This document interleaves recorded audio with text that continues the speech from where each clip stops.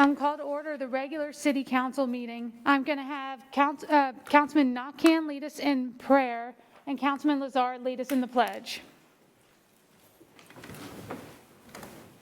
In the name of the Father, and the Son, and the Holy Spirit. Amen. Heavenly Father, we thank you for bringing us all together today. We thank you for all the members of our community that are here. They represent us so well in other areas of this country. Very proud to have these people amongst us. We are lucky and blessed to be in your presence. Heavenly Father, we ask that you grant us the power and the wisdom and your grace to conduct the business that we need to do tonight, to be responsible stewards of these people's trust.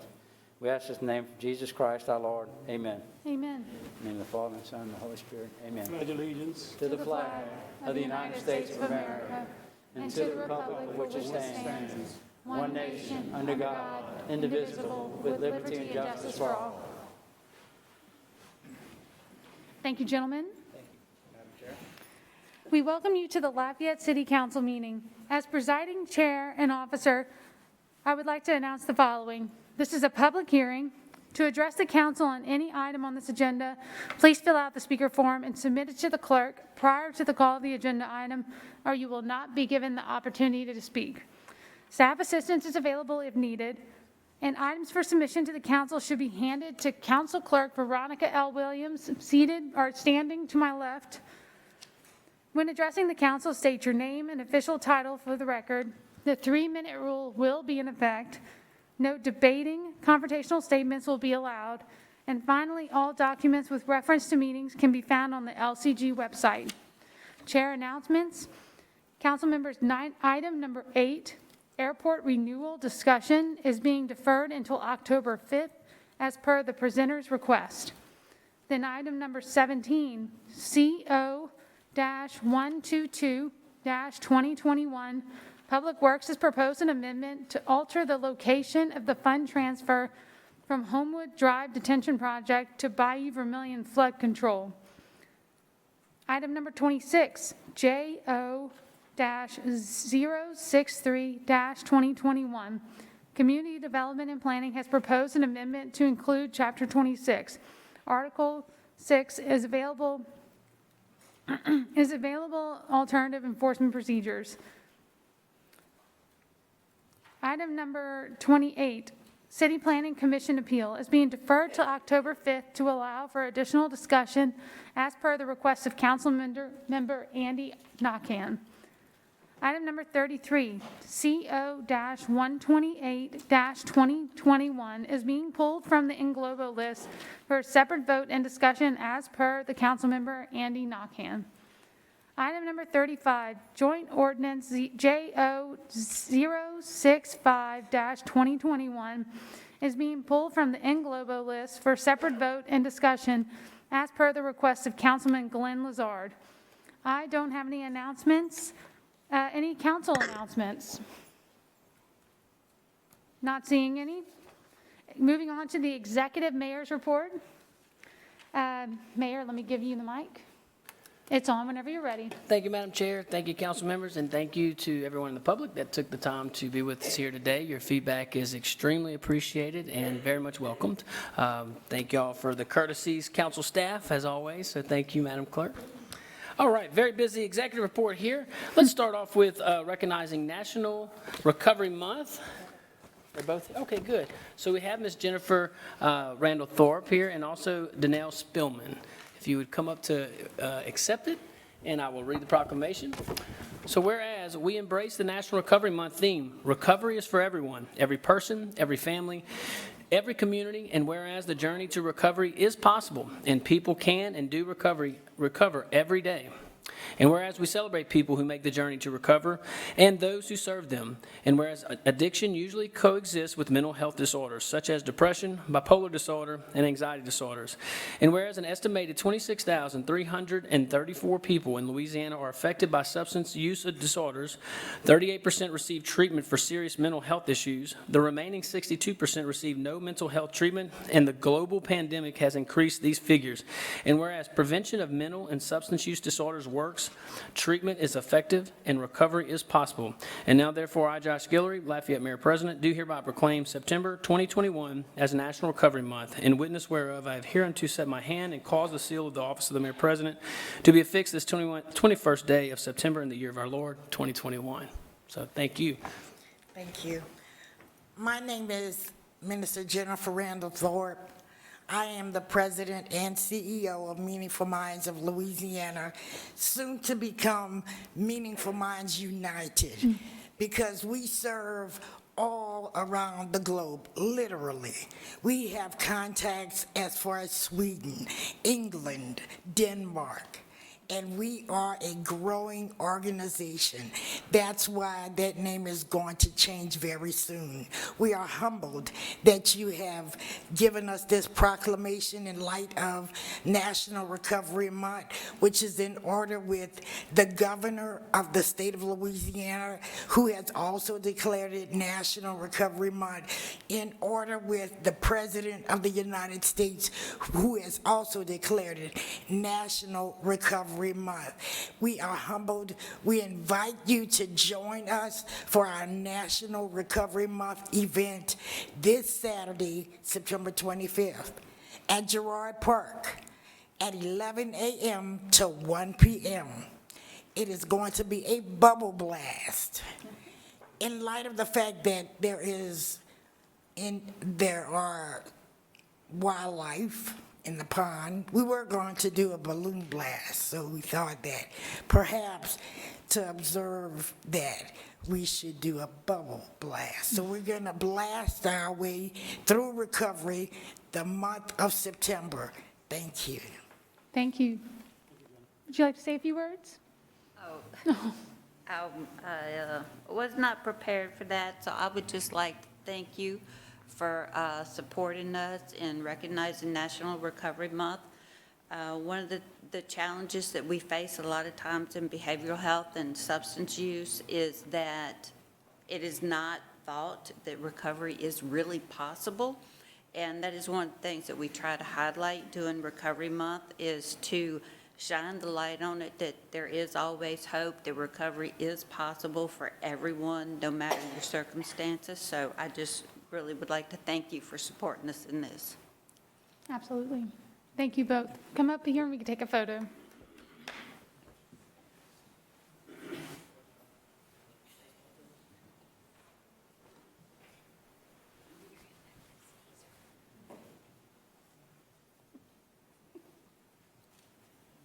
Yep. We're smiling.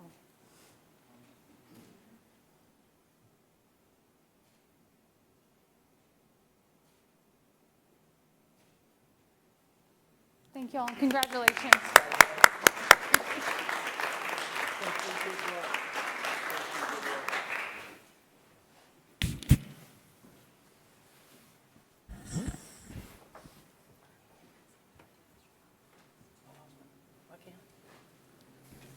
All right.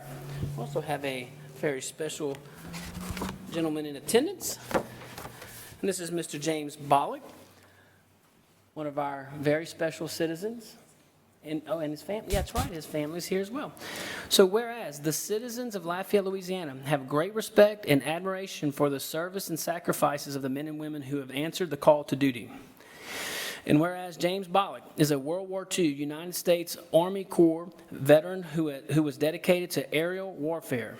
And whereas he endured and survived the Bataan Death March in 1942, when 75,000 Filipino and American troops were forced to march to prison camps while being deprived of food, water, and medical needs. And whereas at the age of 24, he experienced the horrors as a prisoner of war in Mukden, Manchuria, and whereas he has been honored by receiving the Purple Heart, the oldest military decoration in use, for greatly sacrificing himself.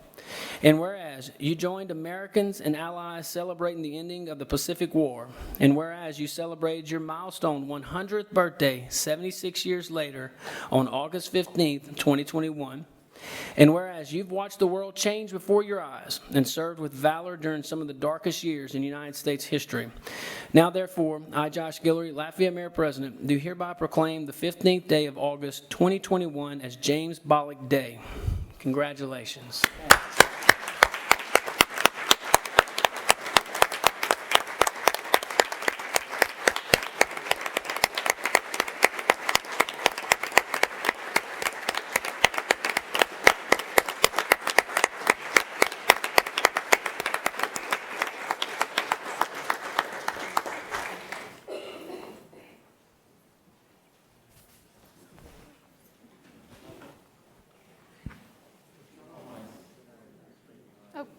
And council members, as you prepare to take pictures, I just wanted to let you know this handout that I gave you was from the family. Yeah.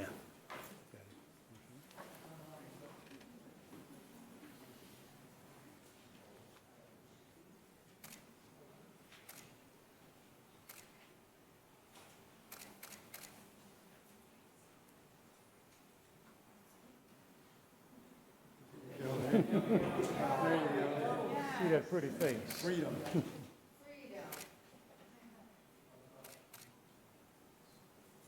Thank you, Mr. James.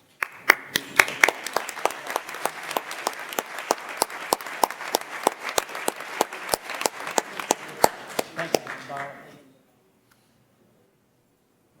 Mr. Bartlett, like, okay, I'm 100 years old. Let me sit down. Oh, hey. Thank you, Mr. Bauer. Thank y'all. Thank y'all. Thank y'all. Reggie. Wow, that's fantastic. Good to see you, Reggie.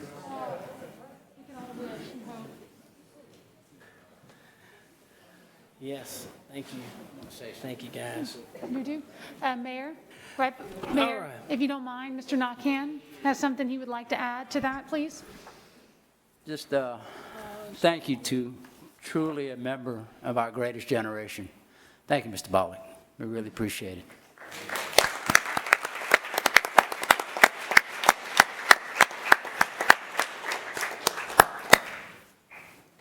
There you go. All right, man, let me tell you something. They got these young warriors from Lafayette Little League in the house tonight. Woo! Woo! There we go.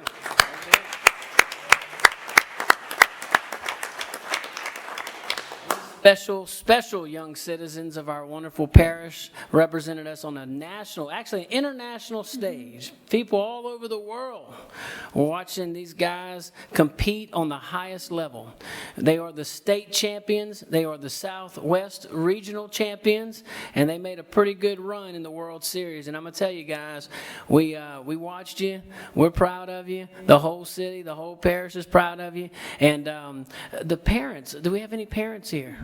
Of course we do. Unless y'all drove, and you're not, yeah, unless 11, 12 year, or 12 and 13 year olds. Anyway, I don't know if y'all noticed this, but I sure as heck enjoyed hearing those Lafayette chants on ESPN and ESPN2. Even though they wore Louisiana, those white jerseys, by the way, I ordered one, I haven't.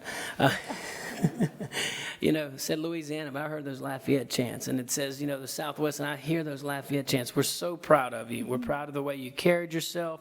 We're proud of the way parents and coaches just acted with class, and really great ambassadors of our wonderful community. So thank you, and great things are ahead for you. So we'd like to honor you, and we have so many certificates that I'm going to need our CAO, Sidra Wingirter, to help me call out, and we'll come up. You'll hand them to me. All right, good.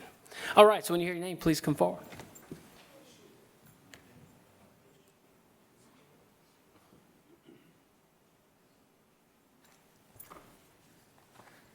Okay, Kirk Schecksnyder. Big Shexy. Big Shexy, as they call him.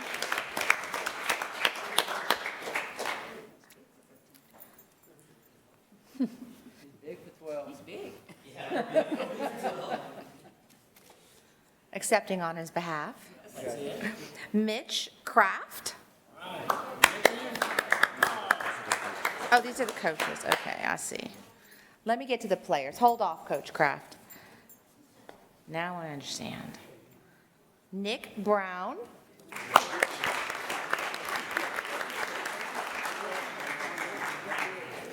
Landon Granger.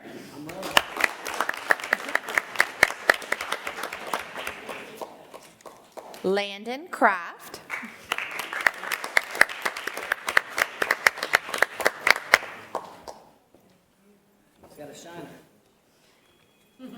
Cole Scheck-Snyder.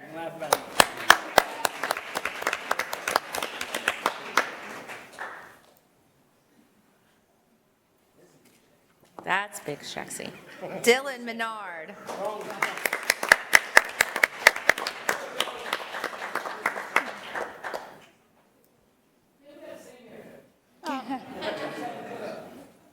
Garrett Begno.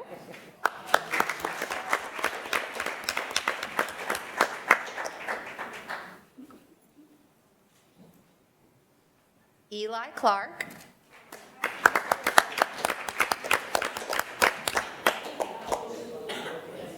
Cooper Hawkins.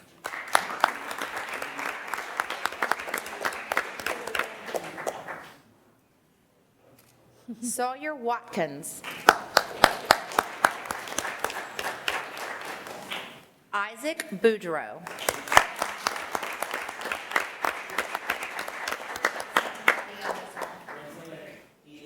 Andrew Guidry. Andrew Guidry. Aiden LaBeouf. Oliver Dean.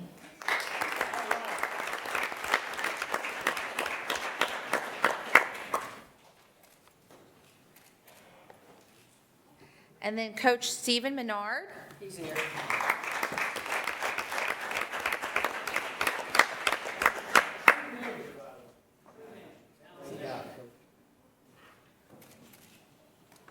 Coach Mitch Kraft? No.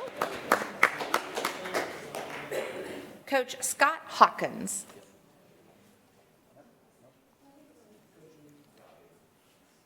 All right, let's give these.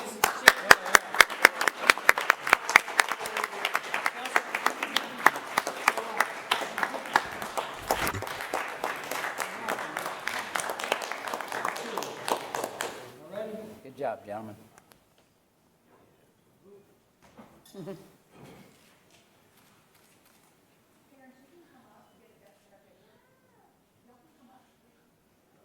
Yeah, come on up, The parents. parents should get in the picture too. Take a picture with the parents.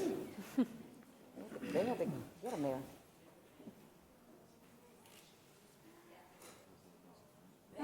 There you go. Let's do it right. Let's do it right.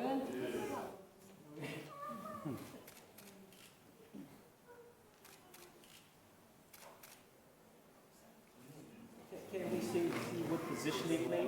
Yeah. I like to know what position each one of them play. We got mom right here. You want more pictures? I want to hear some nicknames. Yeah, exactly. I want to hear some nicknames. We want stats. I want to hear some nicknames. They should all go up there and say their nicknames. You're right. Oh, one more. I want nicknames. Yeah.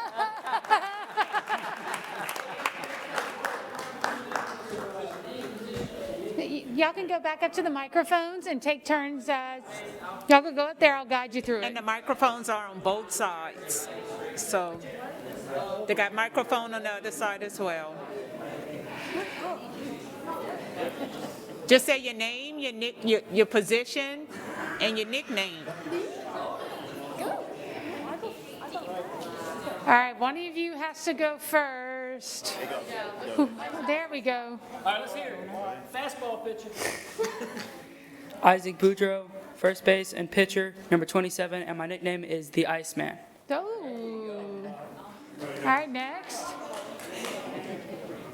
This mic's too tall for me. All right, You need to put the mic down. There we go. there we go. My name's Dylan Menard. I play left field. My nickname's Big D. Oh, okay. Hi, my name's Garrett Begno. I play catcher and outfield, and the ladies call me G Money. G Money. Hi, my name is Cole Scheck-Snyder. My nickname is Big Shexy, and I am the utility player. My name is Oliver Dean. I play right field, and they call me Dino. My name's Nick Brown. I play outfield, first base, and pitcher, and they call me Nicky Bear. My name is Landon Granger. I play middle infield, and my nickname is Lando. Yeah, there you go. My name is Landon Kraft. I play shortstop and pitcher, and they call me the Machine. My name's Cooper Hawkins. I play center field, and my nickname's Coop. Oh, okay. Well, perfect. Well, congratulations, gentlemen.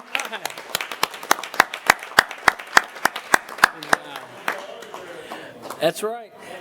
Look, get the Congratulations. autographs while they're free. I'm just saying. They may not be free anymore. Well, you're right. Hey, You're right.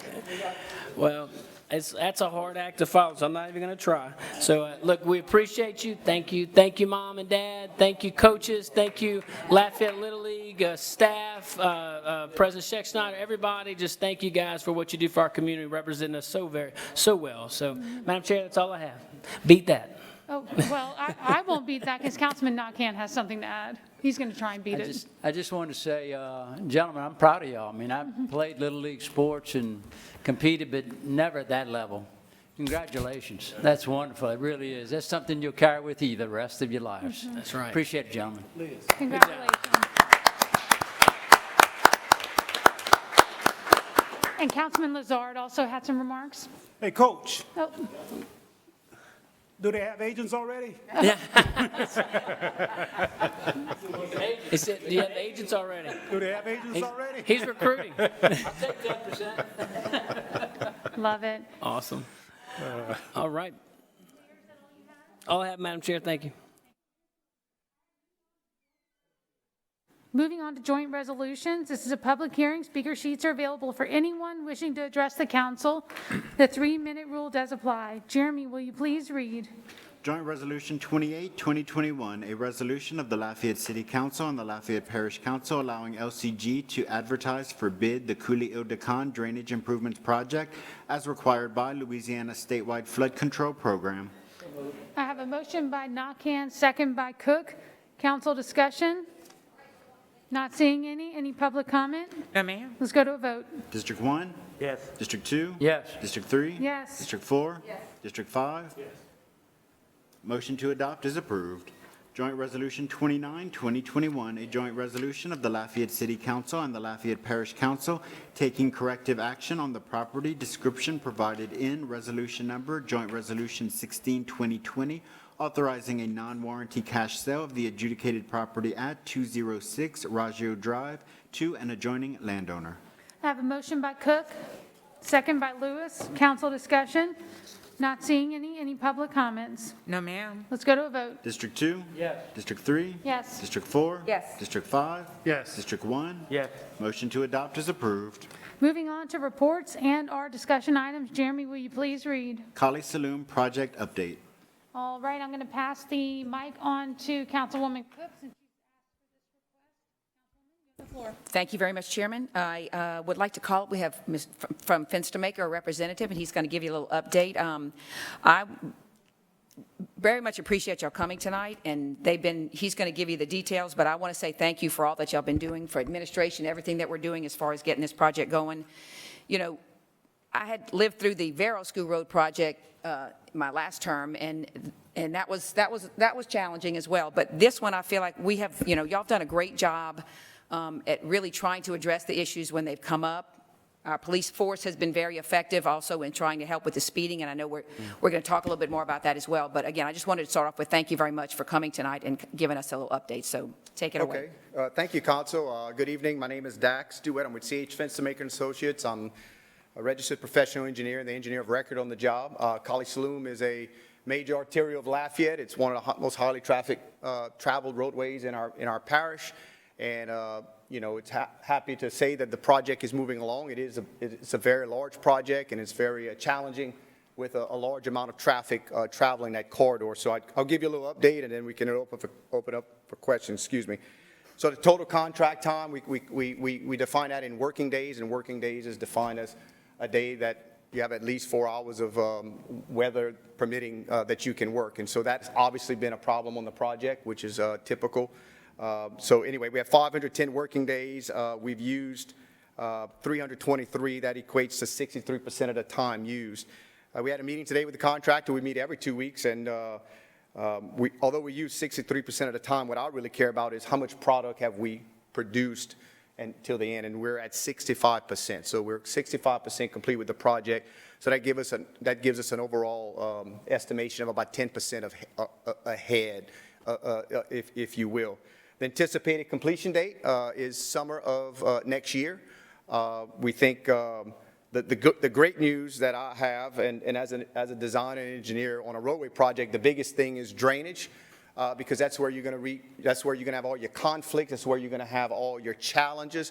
We are complete with drainage. And what does that mean? Now the only thing we have left is the roadway surface, which goes fast. So we hope to finish what we call the roadway base in about another 3 weeks. And then you're going to start seeing a lot of concrete operations in the following month or two. And you'll see this big paving machine. They'll probably be paving at night. And you're going to see a lot of progress. We have 2 of the 5 lanes done. And they're finishing the dirt work on the side.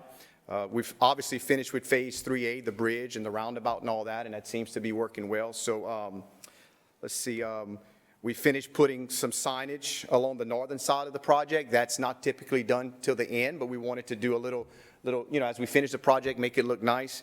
One thing that we're doing, as I would call a little bit of extra lagniappe, for lack of better words, is we're going to be shortly turning on the street lights on the northern side of the road. That is not typically done on a project till the end, but just to enhance the visibility of the road at night, we thought it was well worth a little extra expenditure. It wasn't much to do that because we had to pre-wire to accommodate for that. So with that, I'll open it up for any questions you may have. I want to say thank you for the lights, because I know that was something that we did get a lot of requests on that just for safety. So I appreciate you kind of rushing that through. Okay. I did want to talk about safety as far as some speeding in it. I'd love to could I call up Chief Glover? Not to put him on the spot, but I know that we have had the issues in the past, and I know that we've done some things to address it. So I'd love to just kind of pick his brain in terms of what are some things, Chief, that we could do in terms of, that we haven't thought about already that could possibly help with some of these issues. I know there was a terrible accident recently that, I'd like to prevent from happening again. Good evening. The accident occurred on September 13th. There was no contributing fact in terms of speeding, red light or stop sign. Unfortunately, the gentleman drifted in front of someone traveling in the opposite direction. That was a head-on collision. As far as the traffic violations, we will be writing tickets out there. I just got off the line a moment ago with the commander of our traffic division and told him what I expected, and you'll see some increased patrols out there. The other thing that I have done, I spoke to the commander of the state police earlier today, Troop I in this area. He just messaged me at 6:16 p.m. today and said that they would be willing to help out. He can't promise a constant presence, but he's alerting all of his units in the area to go to that location also to try to help out with us. So the traffic enforcement, of course, lighting. This accident occurred right around the dark, but the sign visibility, making sure that the road condition is a little better than normal in a lot of construction scenarios, but we will be increasing our presence out there, writing tickets for speeding, red lights, whatever the case may be. And I haven't done it yet, but I will talk to the sheriff department also to see if the sheriff can spare some help out there. But we're going to devote quite a bit of time to making sure that the area is safe. Okay.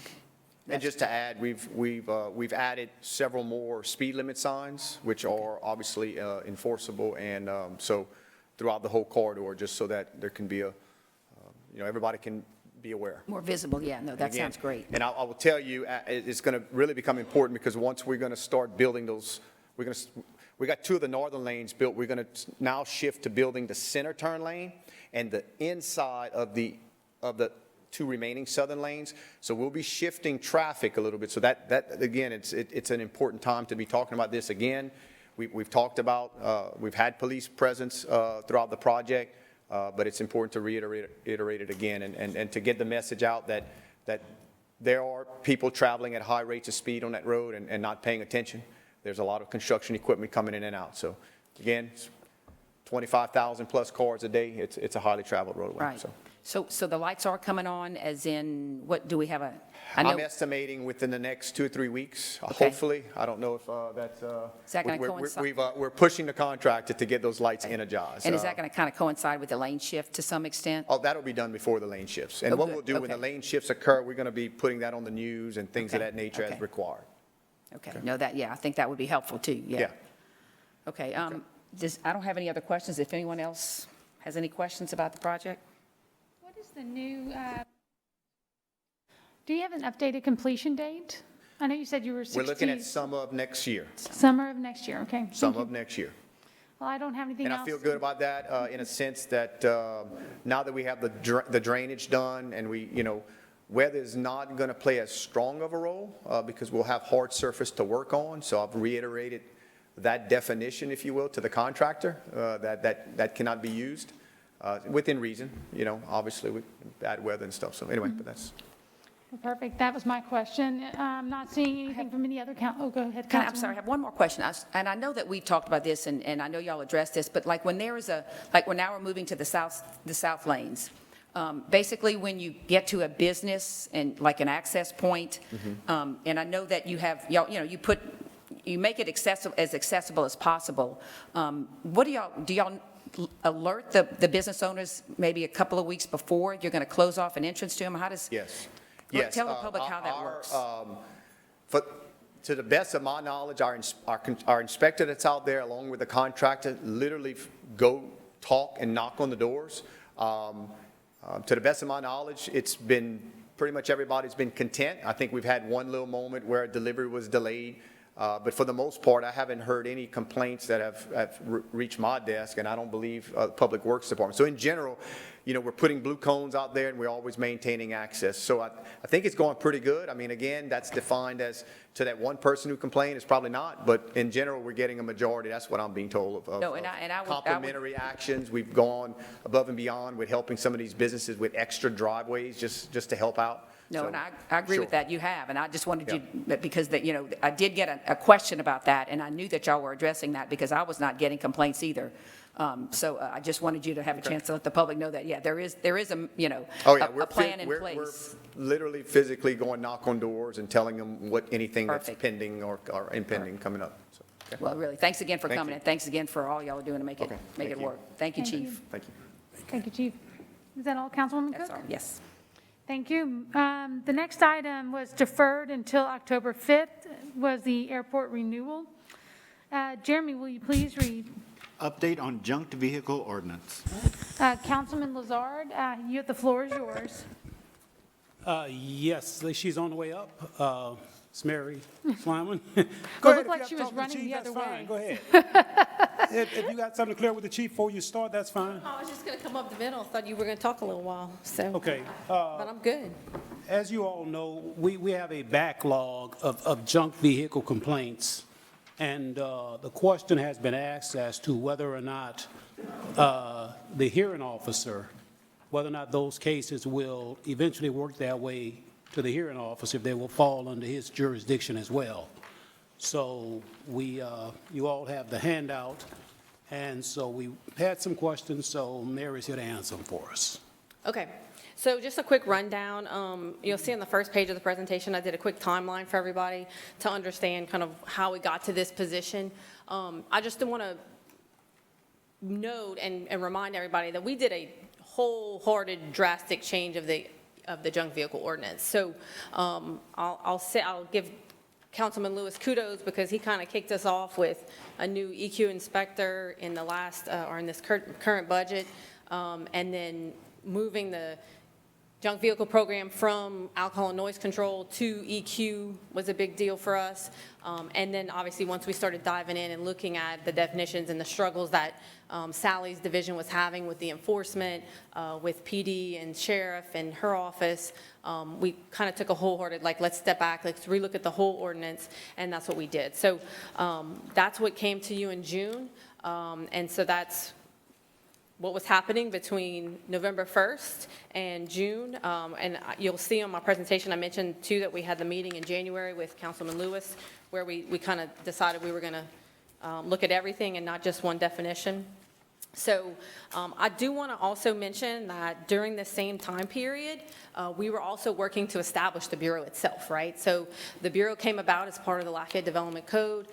Once that was adopted at the very, very end of December, we started working in January with Paul in legal to get our judge, who was sworn in February, and then really just kind of what does the process look like? What do the documents look like? What does our paperwork need to be? We had to make our checklist to make sure that we followed all of the rules and that we dotted our I's and crossed our T's, so that if we did get challenged, we made sure that we did it all as necessary. You'll also see in June, like I mentioned, that's when we amended Chapter 34. In July is when EQ started saying, okay, now we have our new ordinance, we have a new process, we have a new definition of what a junk vehicle is. Let's start talking about how do we put this program in place, and at the same time, how do we get started with the Bureau? So then EQ, as their division, they also had to kind of do what we were doing at CDP in getting the Bureau established within our division. So that's what's been happening since July. The first junk vehicle case actually is going to be heard at the first Bureau hearing, which is going to be October 6th, I think. Paul, maybe it's a Wednesday. It's either the 5th or 6th. But we are going to have it. I will tell you, though, there are over 200 vehicles in the queue. We do have some limitations with our docket. We can only have eight items or 8 cases on the docket as requested by our judge, simply because we only have 8 hours in a day, and so we need to give ample time for each case. And CDP also has cases that are coming. So it is going to be, you get some time and we get some time, and we need to make sure that all of the needs are met for all the departments that are going to be using the Bureau now. The other thing I do want to mention, too, is that we had to kind of stop our enforcement, because if we began enforcement under the old ordinance with our old process, we would have to continue that to the end for that vehicle, right? So our stance was, let's just stop, let's take a step back, because we know we're in transition, and then once we have everything set up with the new program, we're going to start, and that way we make sure that we don't have some vehicles in the old process and other vehicles in the new process, right? So that accounts for a large part of why you haven't heard anything or seen anything, because we really were at a standstill while we kind of reset. So what does that procedure look like now? With the new ordinance, we see the junk vehicle, or you tell us about the junk vehicle, or we get a call, or we get an alert through 311 or CityWorks. Our inspector is going to go out and take a photo documenting with a date and time stamp of what that vehicle is, make sure that it meets the definition, and then basically I'll call it open a case or open a project. 30 days later, we'll go back and see if the vehicle still meets the junk vehicle definition, okay? There is an option for EQ to send a letter of voluntary compliance if we feel like it's something that could be addressed easily, or if they're, if the homeowner or property owner or whoever the violator is we think is willing to maybe move the vehicle, get it back into shape, or maybe they're in the middle of fixing it or whatever it may be. It's a case-by-case basis. But if not, we'll go back after 30 days. If it's still there, it goes straight to a hearing, okay? So there's really no tagging it anymore. If we get a report, we're going to go out, we're going to document it, we're going to wait the 30 days, or do the voluntary compliance. If it's still there, it goes straight to hearing. Now, I will mention that once we re-inspect, if you will, we do have to give them 15 days notice before the hearing can occur. So we will do that in accordance with all of the regulations for the Bureau, and then they'll come to the hearing, the judge will make his decision, and then there is a 30-day appeal period. So keep in mind that even if the property owner or the violator is ordered to remove the vehicle or get it in working order or store it some way differently or do something, whatever they decide, they still have a 30-day period to appeal. And that is just part of the due process of this whole thing. So I understand that people are looking for a quick fix, if you will, but we also need to ensure that the public has the opportunity for due process. So just keep that in mind. Like I mentioned earlier, our first case is coming in October. and with the 200. This will be slow and steady, but we just have to make sure that we do it right and that we're not taking advantage of anyone and that the process is being followed. And so I'm here today to tell you that, for the LDC and the Bureau, it took us 6 months to get off the ground. We have from January to our first hearing wasn't until July. In this case, we've established a new program in the Bureau with them, and we did it in 3 months. So while I know it sounds like a long period of time for those of us with the other things we have going on and trying to work this into our new day-to-day, it is a quicker turnaround than we expected, and it's moving along. That's good, Mary. Thank you for that. And I certainly understand and appreciate the effort that y'all have put forward in getting this process moving. And I especially appreciate giving the owners ample opportunity to take whatever corrective actions they have to, the opportunity to take whatever corrective actions they have to take. I only have one question, that is, when we finally start hearing cases in October, is there a particular order, or are we going to go back to the oldest ones file will be the first up, or how will we work that out in terms of? So I can't really speak to that because that's going to be up to Bess and her staff. We may have some repeat offenders that need to be addressed. We may have some that are more severe than others. We may have multiple vehicles on one lot. So I would tell them to prioritize it. If you have a hot spot, maybe a collection of vehicles or something like that needs to be addressed, where it doesn't qualify as maybe a junkyard, but it's pretty close to it, I would encourage you to let myself know, let Bess know, and then we can try and pull some of those and get those moving done first. Yes. Well, I got a few of those, and I'll certainly bring them to your attention. Thank you. I know you do too, Pat, so. Go ahead. Councilwoman Cook, you have the floor.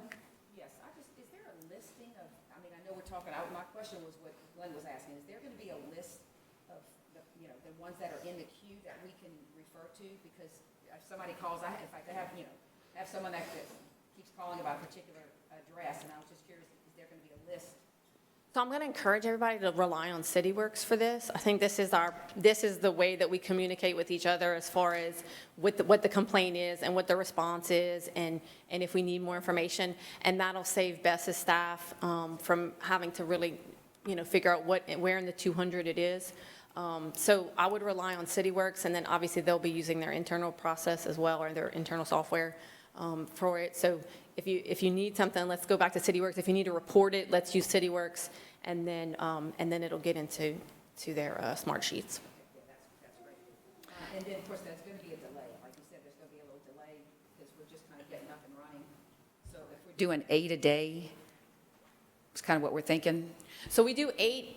So the Bureau meets twice a month on the first and third Wednesdays of the month. If you haven't come, I encourage you to come watch. Not more than 2 of you at a time. Yeah. But that includes our CDP cases for LDC violations. Tonight, we have the building code that's up for final adoption, so you'll see some cases from there, and junk vehicles. So when you divide up that 8, it's really going to be, a little bit of everything. And I anticipate, while it's been slow start and we've been generally having 4 to 6 every hearing, we're probably going to fill up the 8 now. So, just let us get rolling. We may find a way we can make it a little bit more efficient, or if we see that junk vehicles are not as long, then we can potentially talk with the judge about, amending the docket, maybe putting a couple extra. But we really, we're kind of learning as we go here, and while we anticipate that we give at least an hour to each case, that's only 8 hours in the day, and so I think this Bureau is going to grow. I know the Bureau is going to grow. We look at how it's working in other municipalities, and they're doing them every day for 8 hours a day. I hope I don't get to that point, to be very honest with you. But I do know that as we continue to grow the Bureau, we're going to have to continue to talk about how do we allow them to meet more frequently, and the judges and the staffing and whatever is necessary. So. Well, thank you for everything that y'all doing to actually get this rolling again. And I'm not criticizing the delay. I understand there's going to be some delay. If someone, after 30 days after they get the notice that it's going to go to the Bureau, there'll be a delay before they get that 15 days before letter kind of thing. So just, Yeah, so just you so have I understand the potentially you timeframe. have 30, then 15, probably more like 20 by the time the Yeah. letter gets out, and then 30 from the time of the hearing. Okay, all right, perfect. Thank you, Mary. You're welcome. Any other questions? Oh, so, no, we have another. Councilman Lewis, you have the floor. I gave it to you. You're not lying. You have it. I'll light you up the other way. There you go. Okay, thanks. Thank you, Mayor, for all that you guys are doing. My question is, if you expect to go out there and cite someone and they move their vehicle, so evidently, once they move their vehicle, everything is cleared out. But then what's happening is that a month later, they bring that same vehicle back. So how you guys will work with that? We clean that up in the new ordinance. Y'all clean So that up? there's no more loophole. There's no more what? No more loophole. Okay, but still, I'd like to know how will that work if there's no loophole again? Because some of my constituents have been contacting me that could be a month later, they bring that same vehicle on that same property. And the inspector went out there, put a ticket or a letter of violation, and then that's cleaned up. But they'll bring it back again. So That same Paul vehicle. can correct me if I'm wrong, but if we can identify it as being a junked vehicle on that property at any point in time after the 30-day period, it's eligible to go to hearing. Is that right, Paul? Am I right? I don't know if you heard. Yep. Legal, your mic is So on. they can move it off on the 30th day, and we can go back on the 45th day, and if it's still on that property and it still qualifies as junk, it's junk, and it gets a hearing. So one of the things that we use to clean that up, that I'm not sure that was clear before, was that an individual will not know that we have gone out there and taken a picture and documented that that vehicle's there. So the 30 days is running, and they have no idea that we have taken their picture, the picture of the vehicle, and documented that it's a junk vehicle.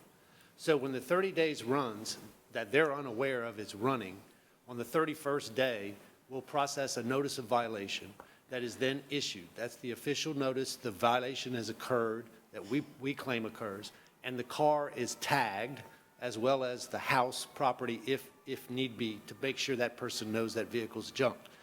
At that point, it is a violation, and the hearing is already set a little bit beyond 15 days. So even if they move that vehicle off, the evidence that we will submit to the judge is that that vehicle that was there longer than 30 days, and they moved it to avoid this hearing, the judge can still order them to pay the hearing cost involved and all the costs we had to go through that process, and it will discourage someone to do that again, because if they're back in front of the same judge again for doing the same thing, you can bet the fine is going to be a lot, and the hearing costs are going to be assessed, and they're going to learn a lesson that they can't get away with doing that.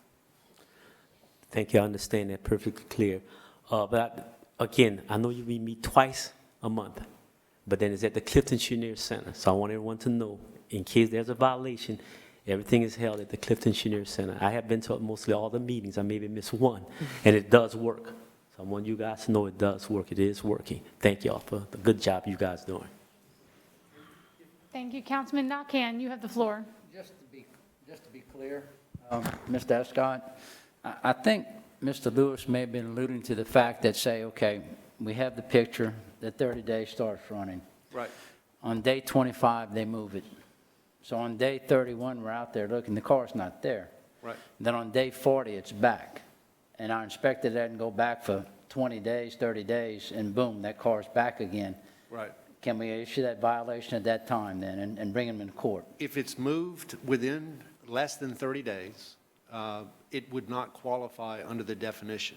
Now, if it becomes a repetitive issue, we'd have to deal with this on a case-by-case basis. But if it comes through a repetitive course of conduct, we may have to revisit and amend the definition. Where That's what I think we were trying to get at, because that does occur, correct, Mr. Lewis? Yes, sir. Yeah. But and I'll tell you why that typically did occur. In the old process, the owner of the vehicle or the owner of the property would know that we came and first looked at that vehicle and said, hey, you have a junk vehicle. Right. And so they were then put on alert, and within so many days, they'd move it to avoid, getting a ticket or getting violation or whatever it was in the old process. That's not going to happen now because they won't know that we have been out there and took that picture and the 30 days is running. So unless they just regularly move that vehicle every 25 days, then we are going to have a violation at some point. So we go out there, we take a picture, and we send them a notice of violation. No, we don't send them the notice of There's no violation notice. the first time we take the picture. We establish a benchmark date. Correct. That vehicle is there. All right. And then 31 days later, we go out and take another picture and see if that vehicle's there. And if it is, they're in violation because it's been there longer than 30 days. Well, I thought I understood that when we take the initial picture, we send them a notice to let them know they are. That we have the option to, but we don't have to by the ordinance. Okay, so we don't have to send them that. So we can surprise them 30 days later and say, hey, you're in violation. This car's been sitting here for 30 days, period. Yes. Ah, okay, all right. Right. Now I will that's say clear. this, Councilman Nakane, we have found there is some success, and it's not with junk vehicles because we just started that process as far as the Bureau violations. But in Mary's department, under violations of the Lafayette Development Code, we have more than, so far I can think of 2 or 3, that we have sent the voluntary compliance letter telling them they have the violation, and they have actually voluntarily complied, fixed the violation, and we didn't have to go any further. So there's been some success in that as well.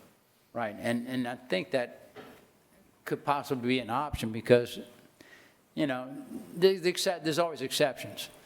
Somebody moves a car to their lot with the intent to fix it up, an older vehicle.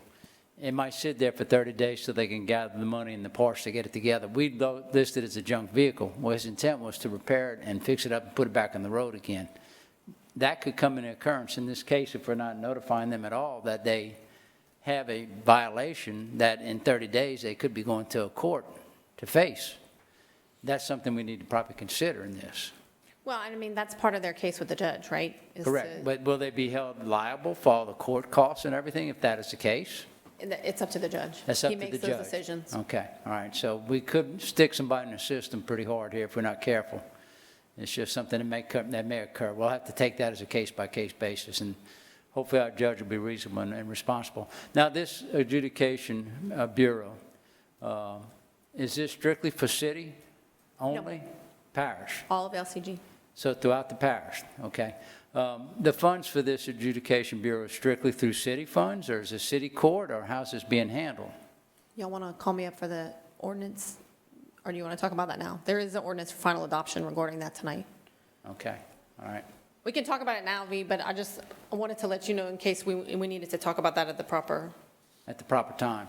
Okay, all right. Well, we can deal with that later then. That's still in the works, obviously. Thank you. Okay, that's all I have.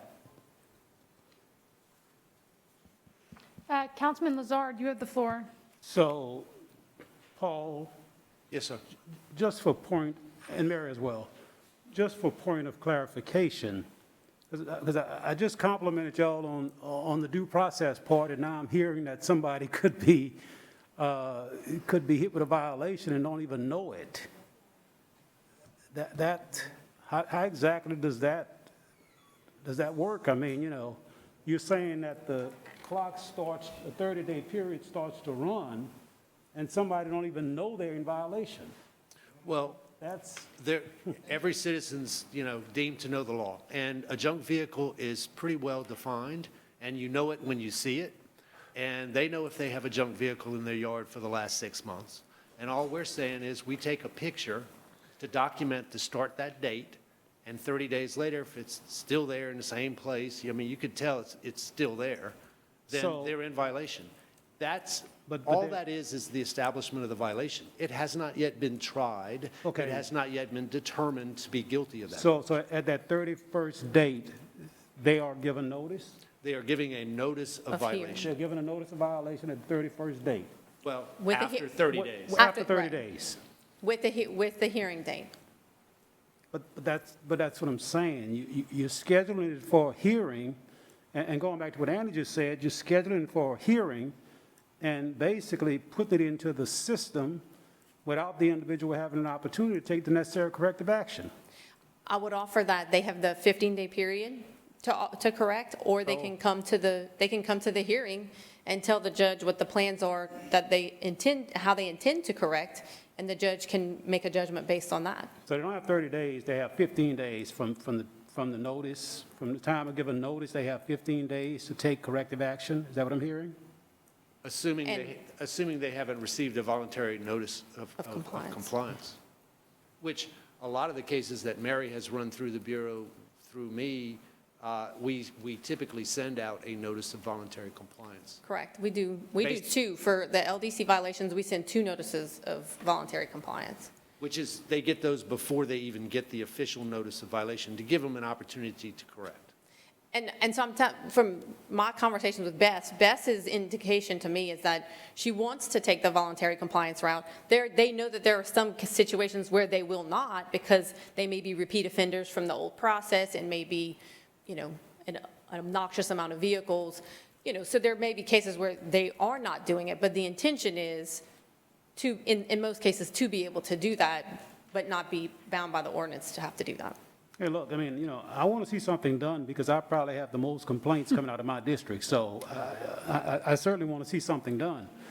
But at the same time, I want to make sure that,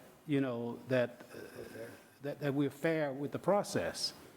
And Councilman Lazard, I would offer that if it's just one vehicle, and if it's like what Andy's talking about, there's an intention to do, those are not the types of things that we're really going after, and that should be an easy, work with us, let's talk about it, and we go to the judge, we agree, we meet in the middle, or maybe there's a time frame set, or however we work through it. But we have to have the ordinance as is so that we can go after those repeat offenders and the ones that are really obnoxious. so when we talk about cost, okay? When we talk about cost, and I guess that's my concern, if you will, and I understand the judge has discretion, and that's a good thing, that the judge has discretion, because one size doesn't fit all, obviously. But I guess I just want to make sure that we're giving people an ample opportunity to take the necessary corrective action before they're hit with a $500 fine and cost.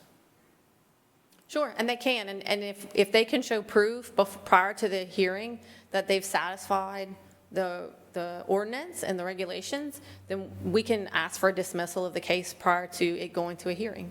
And that's what Paul had alluded to. We've had two cases so far where they didn't voluntarily comply, but when they got the 15-day notice and that they had a hearing coming up in 15 days, all of a sudden it became a priority and it was taken care of.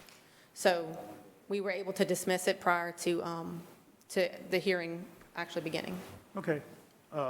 We'll be keeping an eye on it, I guess, and see how it works. And if I have to come back and make some recommendations for changes, I certainly will. Thank you. All right.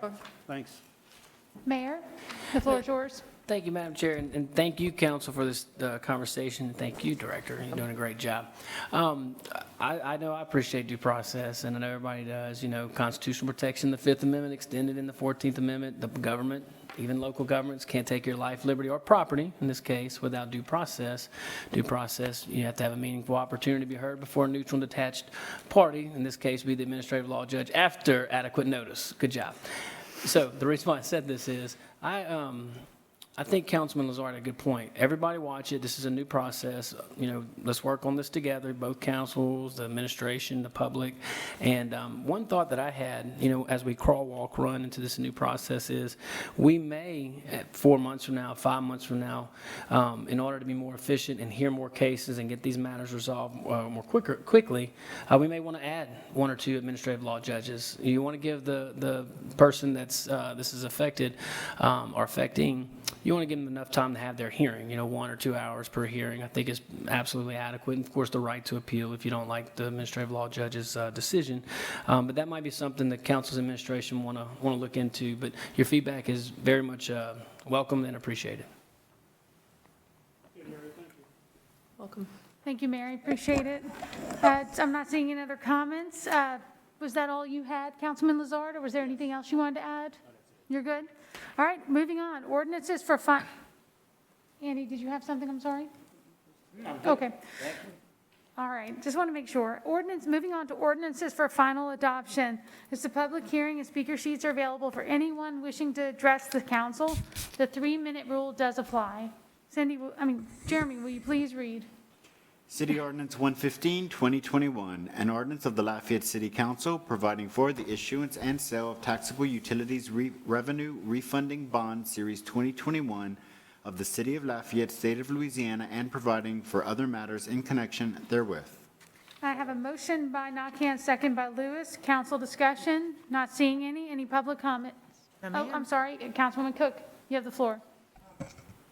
Ask Lori a question. I know, You can ask anyone you want a question. I know we just talked about that a minute ago. If you wanted to maybe, you said you might want to clear that up as far as the amount. Yes, so we have several bond issues on the agenda. You'll see 3 items. It's 4 bond issues. They are all refunding for a savings. We're refinancing it at a lower interest rate. We are not extending the length or the time that we owe this money. We are just refunding for the remaining life to save money. For this first bond issue, we will save over $10 million. We will save approximately $1.3 million annually, and that's for the utilities revenue bonds. For the 2 fiber issues, we'll save about $1.9 million over the remaining life of the debt and about $260,000 annually. The LPPA bonds will save $6.8 million, which is about $600,000 annually. And then after we go to the market and we have real market rates for the communications bonds, then we may go ahead and do some refunding of the internal debt and achieve some more savings for fiber. All right, thank you. That's good news. Thank you for sharing that. Over $20 million in savings. Beautiful. Through the life of the debt. All right, thank you, Lori. Councilman Lewis, you have the floor.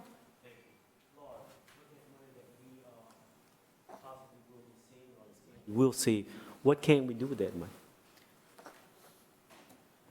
So that money is in those restricted utility funds, and so it will remain in those funds and be available for future capital or even for future bonding.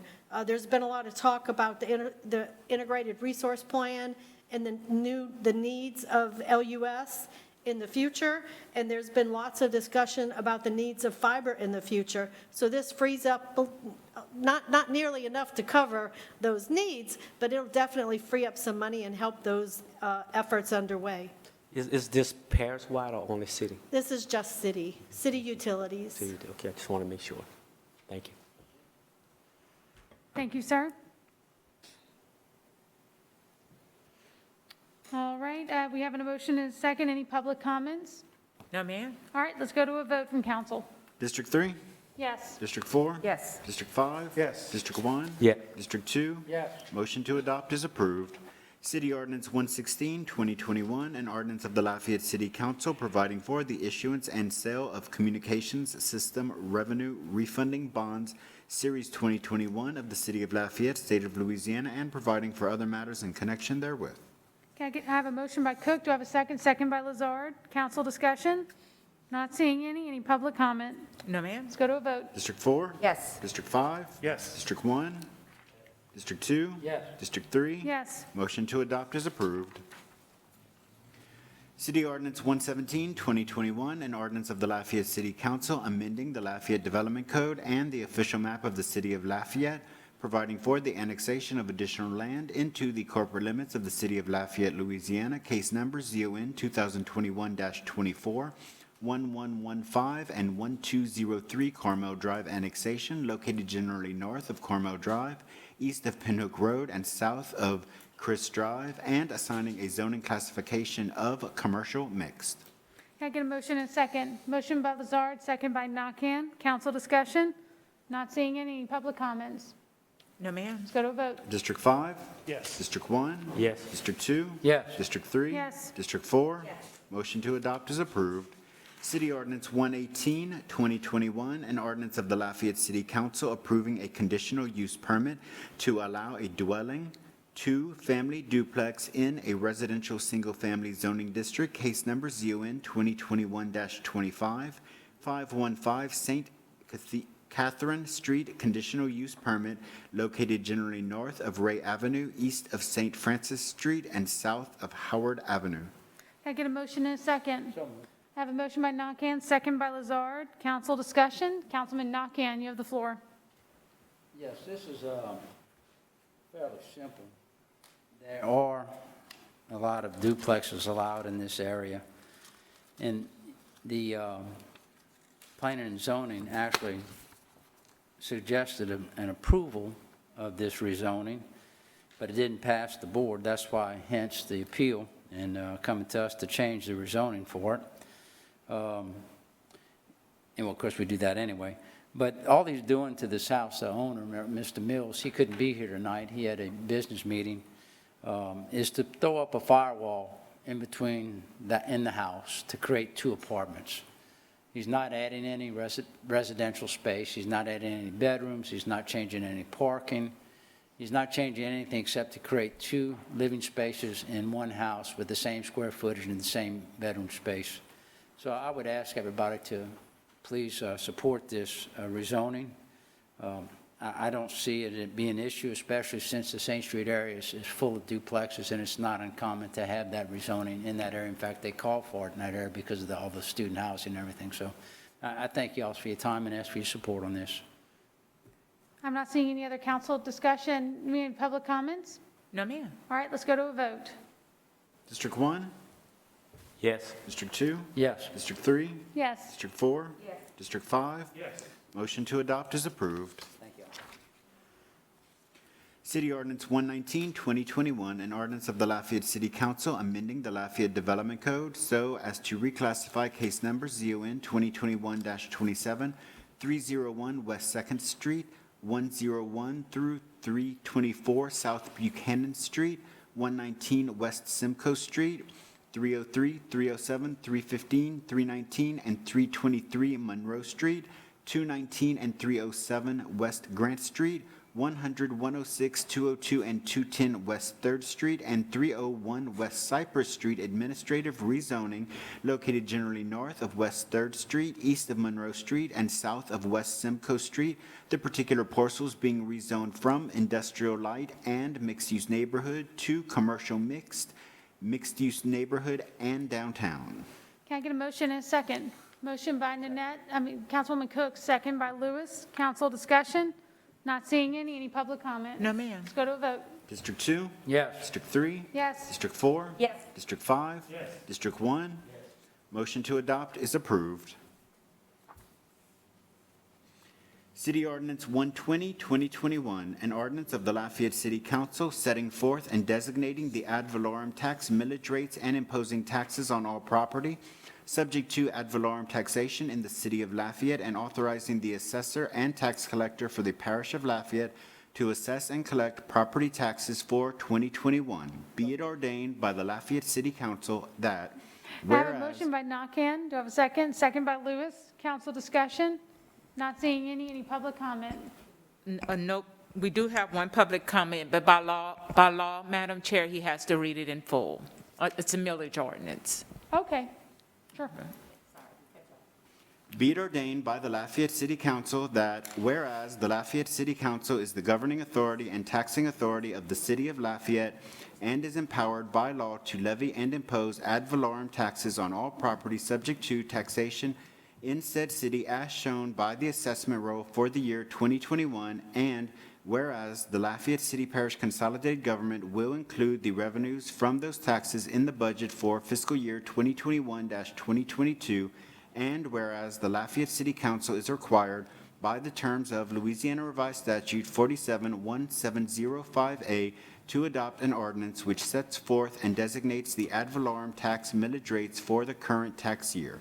Now, therefore, be it further ordained by the Lafayette City Council that all of the aforedescribed whereas clauses are adopted as part of this ordinance, that the following millage rates are hereby levied on the 2021 tax roll on all property subject to taxation by the city of Lafayette. General alimony, 5.42 mills. Streets, roads, and alleys, 1.29 mills. Recreation, 1.92 mills. Public buildings, 1.13 mills. Police and Fire Departments, 3.18 mils. Police salaries and benefits, 3.0 mils. Fire salaries and benefits, 2.0 mils. The proper administration officers of the City of Lafayette, State of Louisiana, be and they are hereby empowered, authorized, and directed to spread said taxes as hereinabove set forth upon the assessment roll of said city for the year 2021, and to make the collection of the taxes imposed for and on behalf of the taxing authority according to law, and that the taxes herein levied shall become a permanent lien and privilege on all property subject to taxation as herein set forth, and collection thereof shall be enforceable in the manner provided by law. Anything else, Jeremy? All right, I had a motion and a second, but let's go ahead and do it again. Can I get a motion and a second? I have a motion by Nakhan, a second by Lewis. Council discussion, I see Councilman Lazard, you have the floor. Just a quick question. Are there any changes from last year?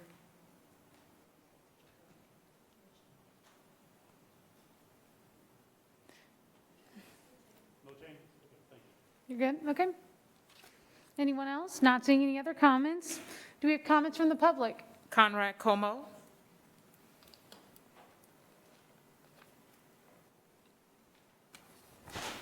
Conrad Como, Lafayette Parish Assessor. I have something I'm going to pass out to you.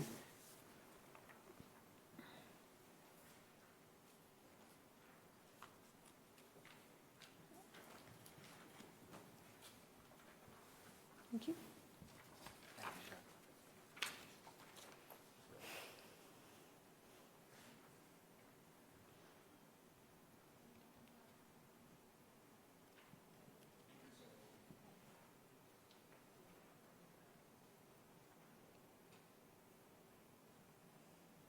This is a slide from a presentation that I've given numerous times. I think some of you may have seen the presentation. I'd like to call your attention to the very top. These were the millages in the city of Lafayette in 1994. 15.57 mils. 95, 15.42. 96 was a reassessment year. Things were going up, booming. They were forced to lower the millage to 13.23. This is the first year of the consolidated councils. First year of consolidation. And I will remind you of how state law works on millages. That when there is an increase in property values, you must lower your millages to bring in the same revenue. But by a 2/3 vote of the council, you can vote to increase the millage to the prior year maximum to bring in additional revenue. If, however, you don't do that prior to the next reassessment, you lose those maximums. Look at what happened from 96 to 2000. They did not increase those millages in that 4-year period. They lost the 15.57 mils total. Now, 2000 was a reassessment year. Again, they had to lower it to 12.81 from the 13.21. They chose not to increase it, so they lost the 13.21 maximum. 2001, when I took office, I was forced to reassess because my predecessor had not reassessed residential property. It was lowered to 1149, get to 1281, and that's about where it has stayed since that point. Why do I bring that up? It's so that you can see the long-term impact of your decisions tonight in print. The bottom line in 2014 was $3.8 million additional revenue that could have been generated by the city of Lafayette. Currently, that would be $4 million per year additional revenue if you could have kept those maximums. Why do I bring that up? There's one millage on this tonight that is critical. That is the general alimony millage. And it's for this reason. The other millages get voted on every 10 years. That millage started at 7 mills. You're now down to 1.5 mills less. You're at 5.42. The only opportunity that you have to get closer to the 7 mills is this period when the economy takes a dive. Sad to say, but that's the only chance you have of increasing it. So you can increase it to 5.67. Y'all chose not to do that last year. The parish council did raise theirs. Y'all chose not to do that.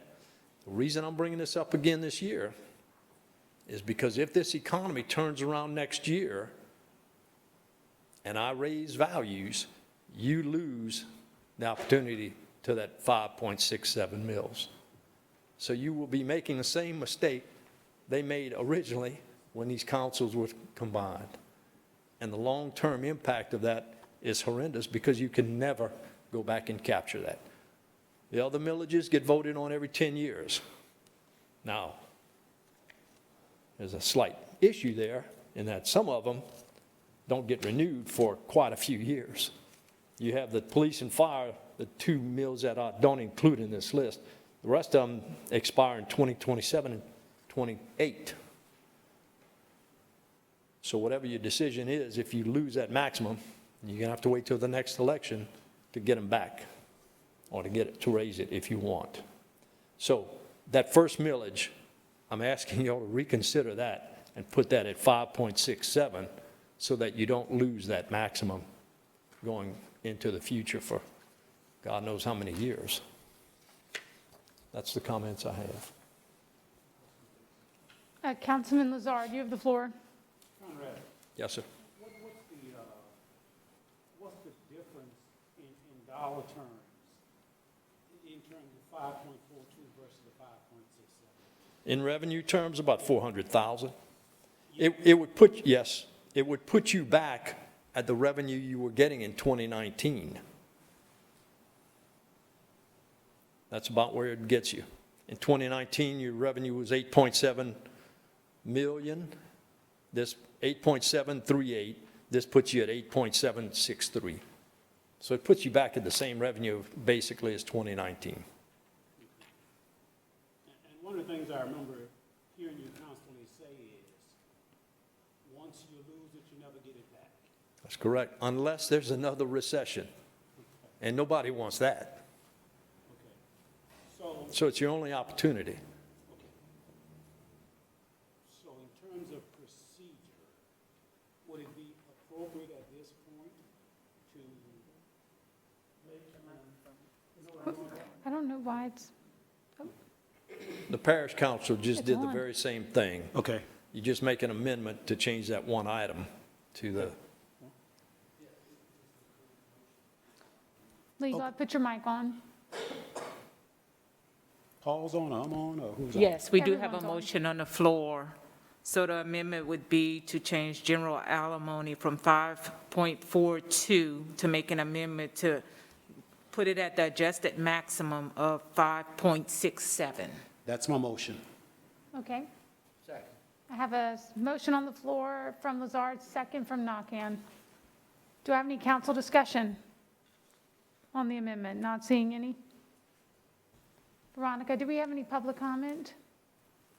The only one signed in was Conrad. Okay, so we can now vote on the amendment. On the amendment, yes, Okay, ma'am. perfect. Let's go to a vote. Thank you, Conrad. thank you. Thank you. District 3? Yes. District 4? Yes. District 5? Yes. District 1? Yes. District 2? Yeah. Motion to amend is approved. Now we vote on the ordinance as amended. Yes, ma'am. District 3? Yes. District 4? Yes. District 5? Yes. District 1? Yes. District 2? Yes. Motion to adopt as amended is approved. All right. City Ordinance 121, 2021, An ordinance of the Lafayette City Council amending the fiscal year 2021 capital budget of the Lafayette City Parish Consolidated Government by transferring $20,000 from Station 2 renovations within the Fire Department to Station 5 relocation. I have a motion by Nakhan, second by Lazard. Council discussion? Not seeing any public comment? No, ma'am. Let's go to a vote. District 4? Yes. District 5? Yes. District 1? Yes. District 2? Yes. District 3? Yes. Motion to adopt is approved.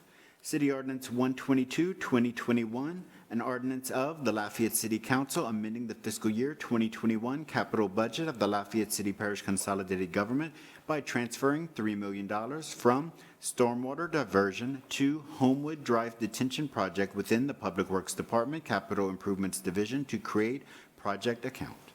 Can I get a motion and a second? Motion by Nakhan, second by Cook. Public Works has proposed an amendment to alter the location of a fund transfer from Homewood Drive Detention Project to Bayou Vermilion Flood Control. Can I get a motion and second to amend? Motion by Nakhan, second by Lazard. Council discussion on amendment. Councilman Lazard, you have the floor.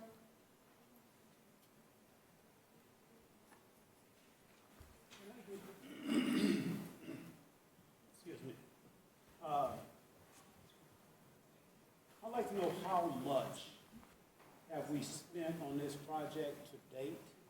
And the $3 million that we're adding to it, will that complete the project or not even close, right? Okay, so how much have we spent to date and where are we in terms of progress on the project? Yep, I have CAO on because she buzzed in, but you want Mayor to speak to it? Sure, go ahead, Mayor. All right. So thank you. So not even close, but we do have our engineers here. Yeah. So let me just highlight a few things. So this is Bayou Vermilion Flood Control. This is a partnership with the state. So this is a very, very big project. It's probably about 35, maybe even $50 million project. This is part of the match.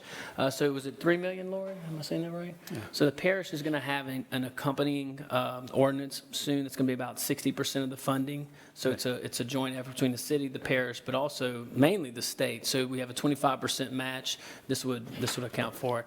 Now, you got a briefing last council meeting, Engineer Granger and our other engineers told you about the effect all the way north of Surrey. This is a really big deal. So part of the comprehensive plan.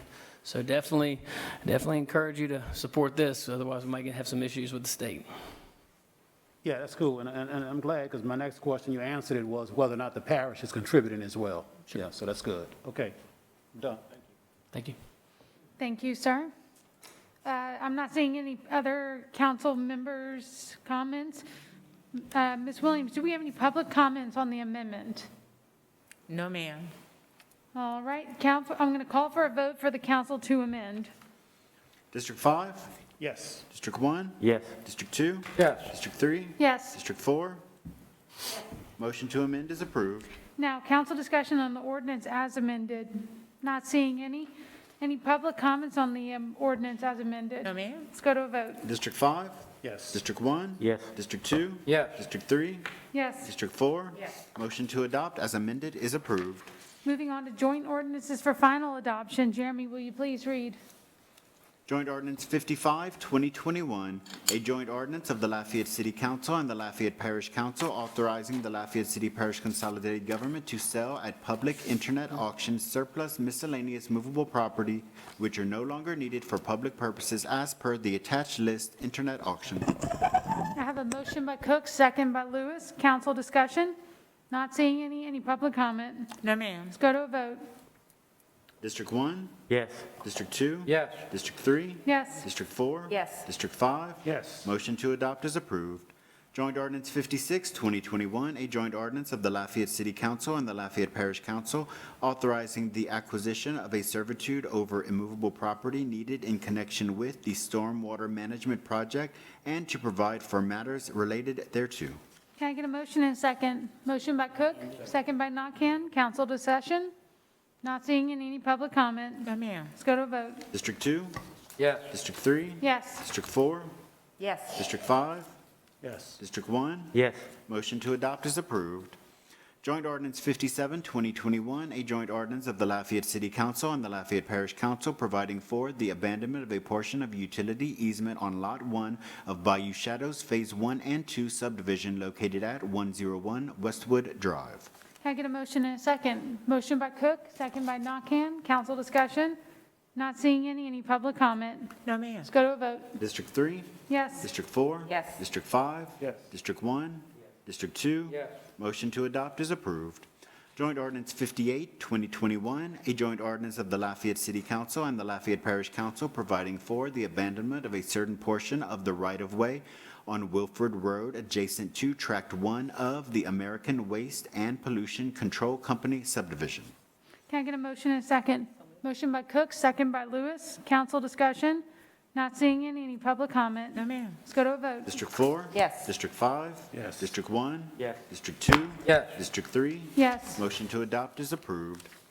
Joint Ordinance 59, 2021, a joint ordinance of the Lafayette City Council and the Lafayette Parish Council amending the fiscal year 2021 operating and capital budgets of the Lafayette City Parish Consolidated Government by increasing revenues in the amount of $22,280 in funds received from the Federal Highway Administration, appropriating these funds within the Community Development and Planning Department, approving the use of existing capital funds in the amount of $5,570 for a required local match, and authorizing the Lafayette Mayor President to execute an agreement with the Department of Culture, Tourism, and Recreation, Office of State Parks for continued work on the Attakapaw-Ishak Trail Phase 2.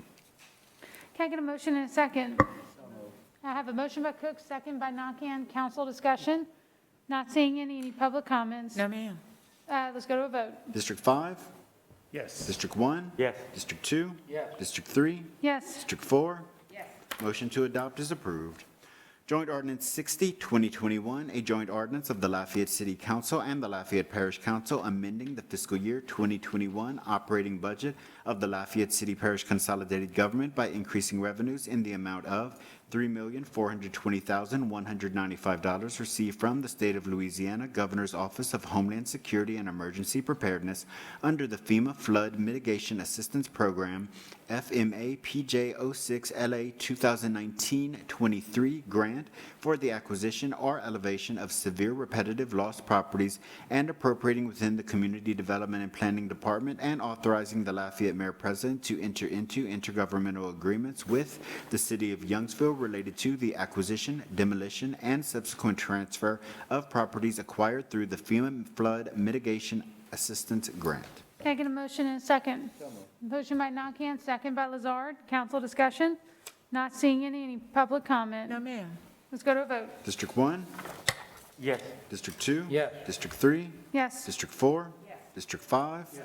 Motion to adopt is approved.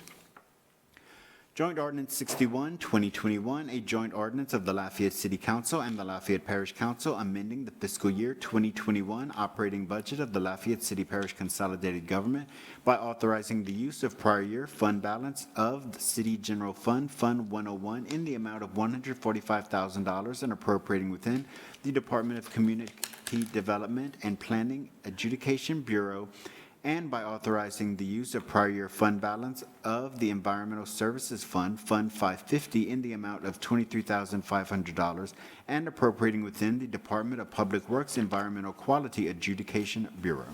Can I get a motion and a second? Motion by Cook, second by Nakhan. Council discussion? Not seeing any public comment? No, ma'am. Let's go to a vote. District 2? Yes. District 3? Yes. District 4? Yes. District 5? Yes. District 1? Yes. Motion to adopt is approved. Joint Ordinance 62, 2021, a joint ordinance of the Lafayette City Council and the Lafayette Parish Council amending the fiscal year 2021 operating budget of the Lafayette City Parish Consolidated Government by increasing revenues in the amount of $2,993,085 and including $2,799,760 received from the State of Louisiana Governor's Office of Homeland Security and Emergency Preparedness under the FEMA Flood Mitigation Assistance Program, FMA PJ06 LA 2019-24 grant for the acquisition or elevation of severe repetitive loss and repetitive loss properties, and $193,325 10% match to be received from the Public Works Department, Fund 261, Parish Drainage Improvements, in the amount of $126,532.20, and Fund 401, Localized Flood Mitigation, in the amount of $66,792.70 for the acquisition or elevation of repetitive lost properties and appropriating within the Community Development and Planning Department, and authorizing the Lafayette Mayor President to enter into intergovernmental agreements with the City of Youngsville related to the acquisition, demolition, and subsequent transfer of properties acquired through the FEMA Flood Mitigation Assistance Grant. Can I get a motion and a second? I have a motion by Nakhan, second by Lewis. Council discussion? Not seeing any public comment? No, ma'am. Let's go to a vote. District 3? Yes. District 4? Yes. District 5? Yes. District 1? Yes. District 2? Yes. Motion to adopt is approved. Joint Ordinance 63, 2021, a joint ordinance of the Lafayette City Council and the Lafayette Parish Council amending Chapter 26 of the Lafayette City Parish Consolidated Government Code of Ordinances by enacting Article 16 therein to provide for available alternative enforcement procedures related to violations of Chapter 26, Articles 3, 4, 5, 6, 7, 8, 9, 13, and 15 of the Code of Ordinances. Can I get a motion and a second? Motion by Nakhan, second by Lazard. Public Works has proposed an amendment to include Chapter 26, Article 6, and available alternative enforcement procedures. Can I get a motion and a second? Madam Chair. Oh. Madam Chair, it's legal. Oh, there you are. Yes, sir. Just for purposes of clarification, it's actually Chapter 26, Article 11, not Article 6. Oh, okay, I have Article 6 here, but that's okay. That's okay, so Article 11. And you want me just to read it again in full? The amendment part, yes. Okay. Public Works has proposed an amendment to include Chapter 26, Article 11, and available alternative enforcement procedures. Can I get a motion and a second? A motion by Nakhan, second by Lazard. Council discussion on the amendment? Not seeing any public comments? No, ma'am. All right, let's call for a vote to amend, from the council to amend. District 4? Yes. District 5? Yes. District 1? Yes. District 2? Yes. District 3? Yes. Motion to amend is approved. All right. Call for a vote from the council to amend. Council discussion on the ordinance as amended. Not seeing any. Any public comments on the amendment? The ordinance as amended? Any public comments? No, ma'am. All right. Let's call for a vote from the council to adopt the ordinance. District 4? Yes. District 5? Yes. District 1? District 2? Yes. District 3? Yes. Motion to adopt as amended is approved. Joint Ordinance 64, 2021, a joint ordinance of the Lafayette City Council and the Lafayette Parish Council amending the fiscal year 2021 operating budget of the Lafayette City Parish Consolidated Government by increasing the use of prior year city general fund balance in the amount of $2,000 for additional funding needed to cover the cost of legal fees within the Municipal Civil Service Department. Can I get a motion and a second? Motion by Nakhan, second by Lazard. Council discussion? Not seeing any public comments? No, ma'am. Let's go to a vote. District 5? Yes. District 1? Yes. District 2? Yes. District 3? Yes. District 4? Yes. Motion to adopt is approved. Moving on to, I'm going too fast here, sorry, everyone. The appeal was for the appeal of the City Planning Commission action has been deferred till October 5th, just as a reminder. Moving on to introductory ordinances. Item number 33, CO-128-2021 is pulled from Englobo list for a separate vote and discussion following the Englobo vote. Can I get a motion and a second to introduce Englobo items number 29 through 32? I have a motion by Cook, second by Lewis. Jeremy, will you please read? City Ordinance 124, 2021, an ordinance of the Lafayette City Council amending the fiscal year 2021 operating budget and adjusting the manning tables of the Lafayette City Parish Consolidated Government by moving one Fire Department Records Clerk Level 2 position from the Training Division to the Administration Division within the Fire Department. City Ordinance 125, 2021, an ordinance of the Lafayette City Council authorizing the filing of 2 applications with the U.S. Department of Homeland Security for an Assistance to Firefighters grant for the Lafayette Fire Department. City Ordinance 126, 2021, an ordinance of the Lafayette City Council authorizing the filing of a grant application with the U.S. Department of Homeland Security for a fire prevention and safety grant for the Lafayette Fire Department. City Ordinance 127, 2021, an ordinance of the Lafayette City Council authorizing the filing of an application with the U.S. Department of Homeland Security for a staffing for adequate fire and emergency response grant for the Lafayette Fire Department. All right. Council discussion on the items that were discussed in Globo? Not seeing any. Do we have any public comments for those items? No, ma'am. All right, let's call for a vote to introduce in Globo items 29 through 32. District 1? Yes. District 2? Yes. District 3? Yes. District 4? Yes. District 5? Yes. Motion to introduce in Globo is approved. All right, Councilman Andy Nakhan, did you want to discuss now item number 33? Does he need to read it first? Okay, I'm sorry, yes. Pull from in Globo, number 33. Jeremy, will you please read? City Ordinance 128, 2021, an ordinance of the Lafayette City Council amending Chapter 94, Article 3, Division 3, Section 160 of the Lafayette City Parish Consolidated Government Code of Ordinances to authorize an annual charge to Lafayette Utility System customers for backflow preventer testing performed by qualified backflow preventer testers. So moved. I have a motion by Nakhan, second by Lazard. Council discussion? Councilman Nakhan, you have the floor. Yes, I had quite a few inquiries into this ordinance, and I'm wrapping my head around it. And from what I understand, this is in regards to the yearly testing of the backflow preventers, where it's going to be done through the utilities system, the water department.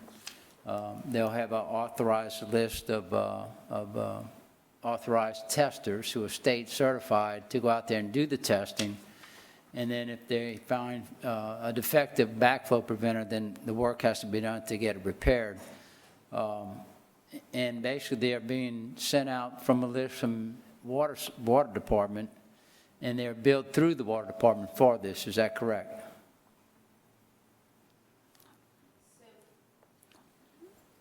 I have both your mics on. So when people have their backflow preventer tested, they currently contract directly with the tester, the plumber. Correct.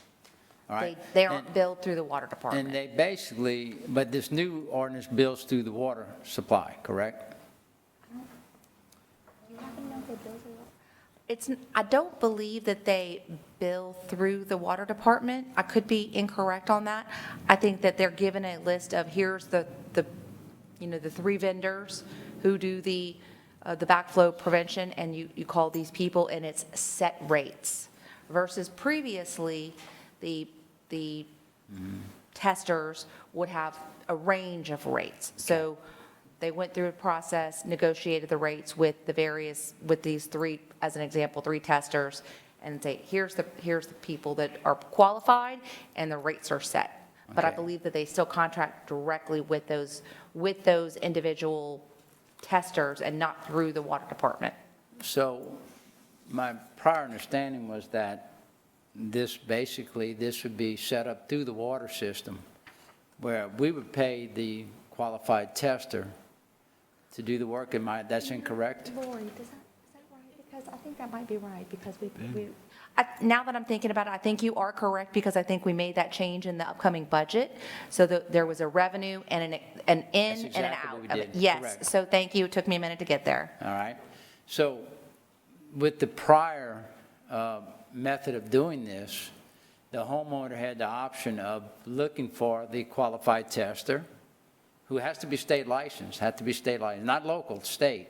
And that hasn't changed. Correct. And, but we've limited the number of testers they can get out there?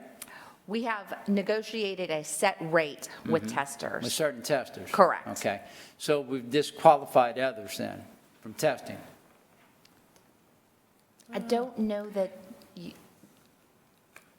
I would exactly say it that way, but I suppose Yes, we have Have testers now disqualified. that, So if a homeowner has a particular test that they want to use, but they're not on your list, what happens? I honestly don't know. I'd have to ask Therein lies the dir- rub. the director. Therein lies the rub. If there's a homeowner that has somebody that's been doing this for 10 years for them, or 5 years, however long, and they trust the guy, then this disqualifies him, and there's a certain amount of responsibility now put on LUS Water to send out somebody they don't know and don't necessarily trust. And they can always shop rates. I mean, if they don't like the rates the tester's charging, there's how many testers in the city of Lafayette or in the area? I would guess 20, 30 would be my guess. It's a very lucrative business. You bring up a very good point.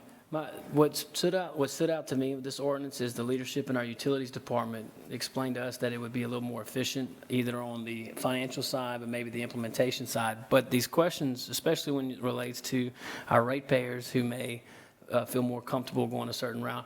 Well, my recommendation would be if you have the amount of trust in our utilities department that I do, I would ask that you pass it just for on the efficiency side, and let us get a presentation from leadership from LUS. Either next council meeting or after that. If we want to amend this ordinance, we can. I'm willing to move it forward, and I think there may be two, but we need clarification here because there's a group of people out there that you may be saying, no, you can't do the work. And there may be homeowners saying, I want them to do my work. Yeah. And that's important to understand. But the big thing is they're all licensed by the state, and they have to be licensed by the state. So even if we send out a licensed tester and he finds fault with the backflow preventer, what if he decides he's going to do the work? I think that's a very valid where's the liability for LUS in that regard? So I love that. Why don't we get Lowell, Jeff, Greg over here? We need to straighten this up some more to make sure that all people are protected in this, including those people that are qualified to do the work that aren't on your list. They need to be available to go forward with this type of testing, I think. And it's fair to say this, any opportunity we can to expand that pool of services, I think we'd all support. So let's get our leadership. Let's give you 2 weeks to put it together. Sure. All right? And I feel comfortable with that. I was ready to kill it tonight, but you understand our position and my position, and I thank you for that. So we'll move it forward if y'all don't mind. I mean, and see what happens in 2 weeks. Just to clarify for my own sake. Please, let me get off the mic. No. My question is to you, Councilman. Do you want to defer for 2 weeks for them to then intro and have the presentation, or do you want to vote and then in 2 weeks for final, we get the... To defer for 2 weeks? We can have it ready for 2 weeks. I mean, these are for us to vote on final, have the presentation at final. And here's why I say that. Because I don't think it's a lengthy presentation. I think you just ask the same questions and we address the same questions because I think they're valid. And if the council would still need more time or even the administration, then we'll ask for a deferral or we can amend the language if we want to expand the pool. And it may be a moot issue. I don't know. But I know this is a good discussion, though. The problem is when we... I've got you on now. The problem is when we take responsibility to pay the tester, then they hire their own tester. Then what happens? You know, their tester charges twice what's on your list, but they like this guy. So these are things we have to consider in this ordinance because we've already appropriated money for this. And we have to maybe consider what we're going to do in this case. We surely can't double charge the homeowner. You know, but we have to make sure there's certification that everything's good because we can't risk our water supply. Absolutely. I mean, this is federally mandated. We have to make sure that we're within these guidelines to maintain our quality and our responsibility. Yeah, no doubt. And that's why this program is in place. EQ and everybody. So please put something together that's going to make some sense, where everybody's going to be happy, but because there are people out there I know that trust, I mean, I trust my plumber, you know. We have that all the time, and there's a relationship there. So, I don't know. I'll let the other council members chime in and see where they want to go with it. Thank you. Sure.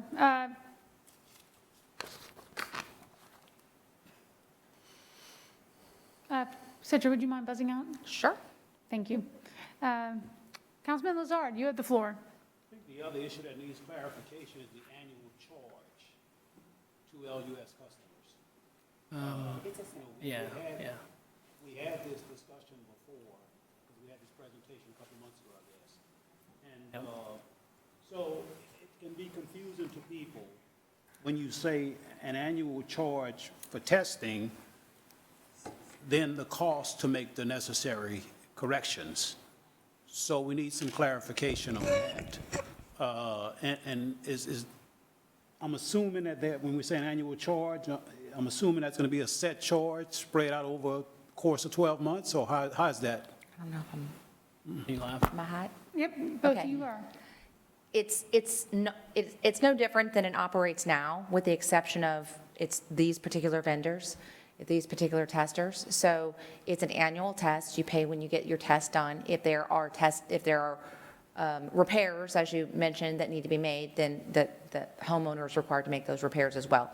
It's no different. It's not spread out over the course of 12 months. You pay it at the time of testing. It's a one-time. Pay it at the time, annual testing, yes. Okay, so how will customers know when their area is being tested? I'm assuming it's going to be by area, or? You have to schedule your tester. You scheduled it? Correct. Okay, you can schedule it anytime throughout the course of the year?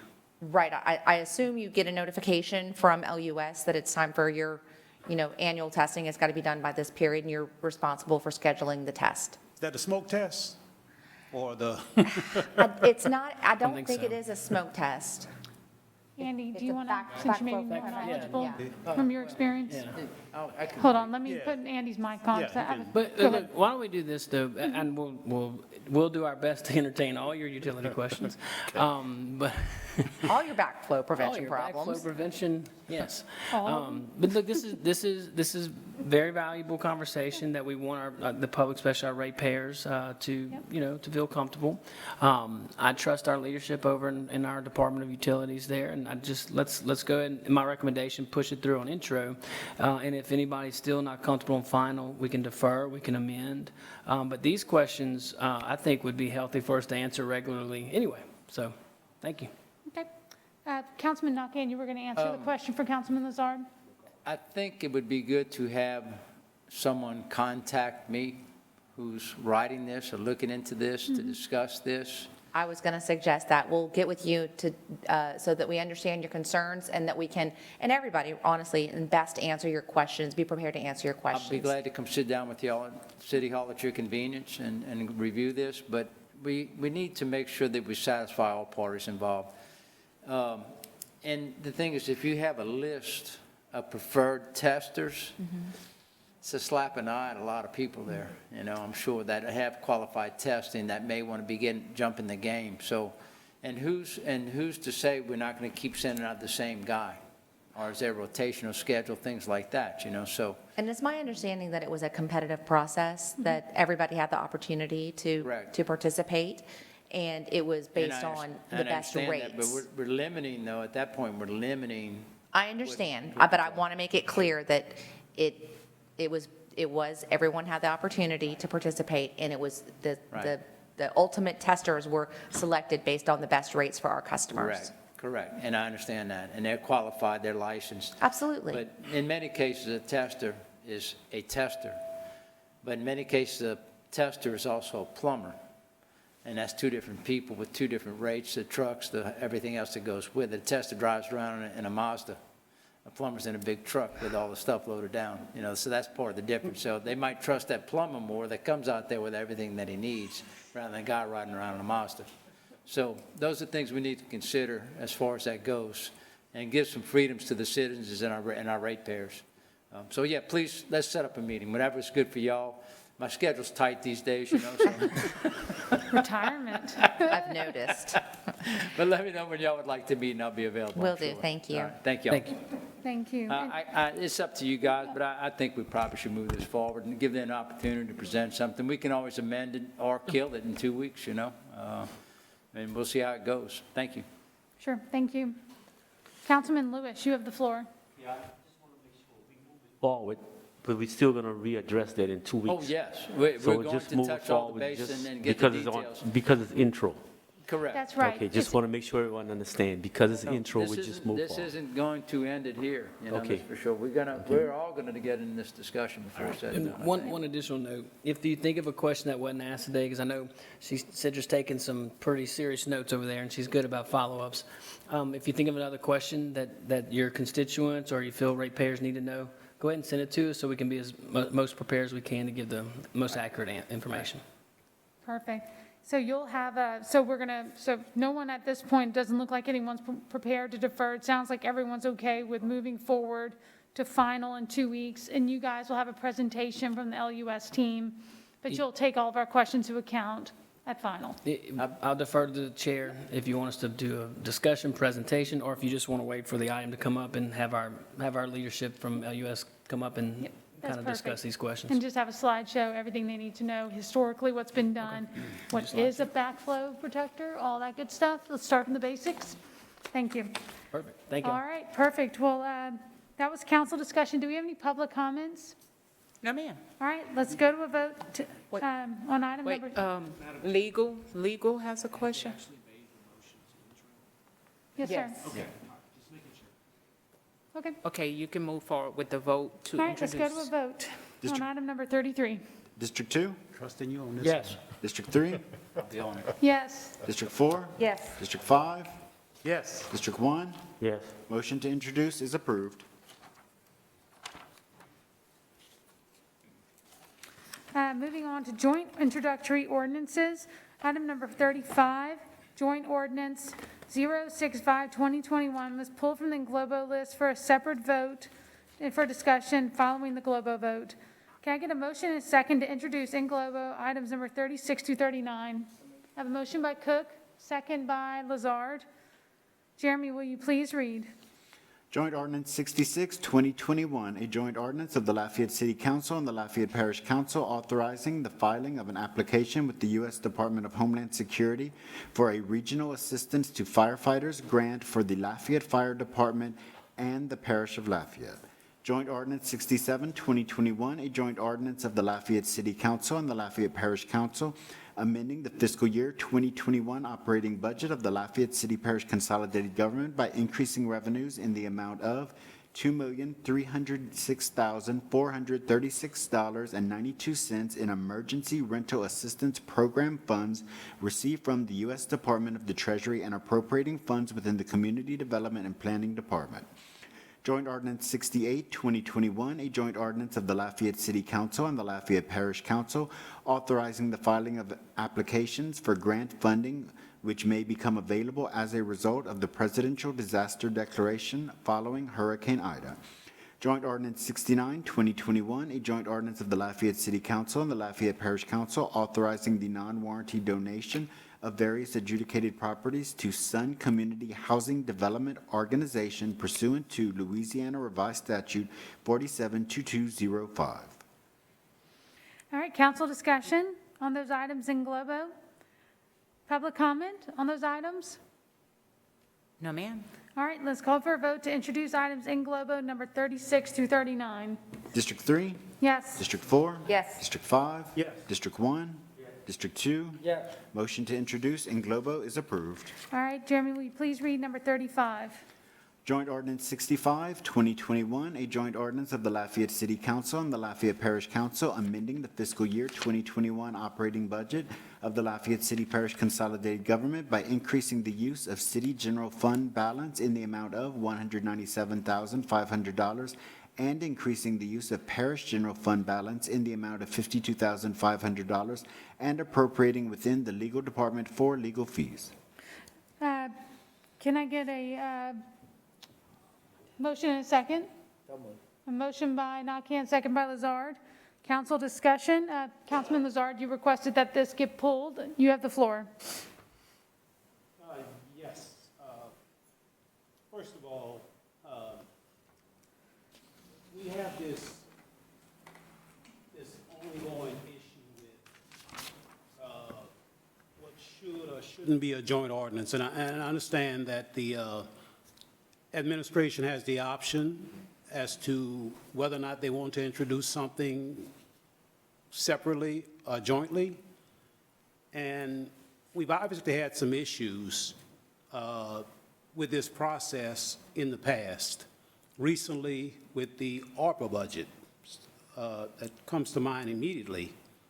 And I don't know how everybody else feels, but my personal preference would be that anything having to do with finances be introduced separately. So that's my personal preference. And in addition to that, and this has nothing to do with actual cost itself, but, and I'm not going to second guess the legal department in terms of whether or not we need legal representation on a particular matter or whatever the case may be.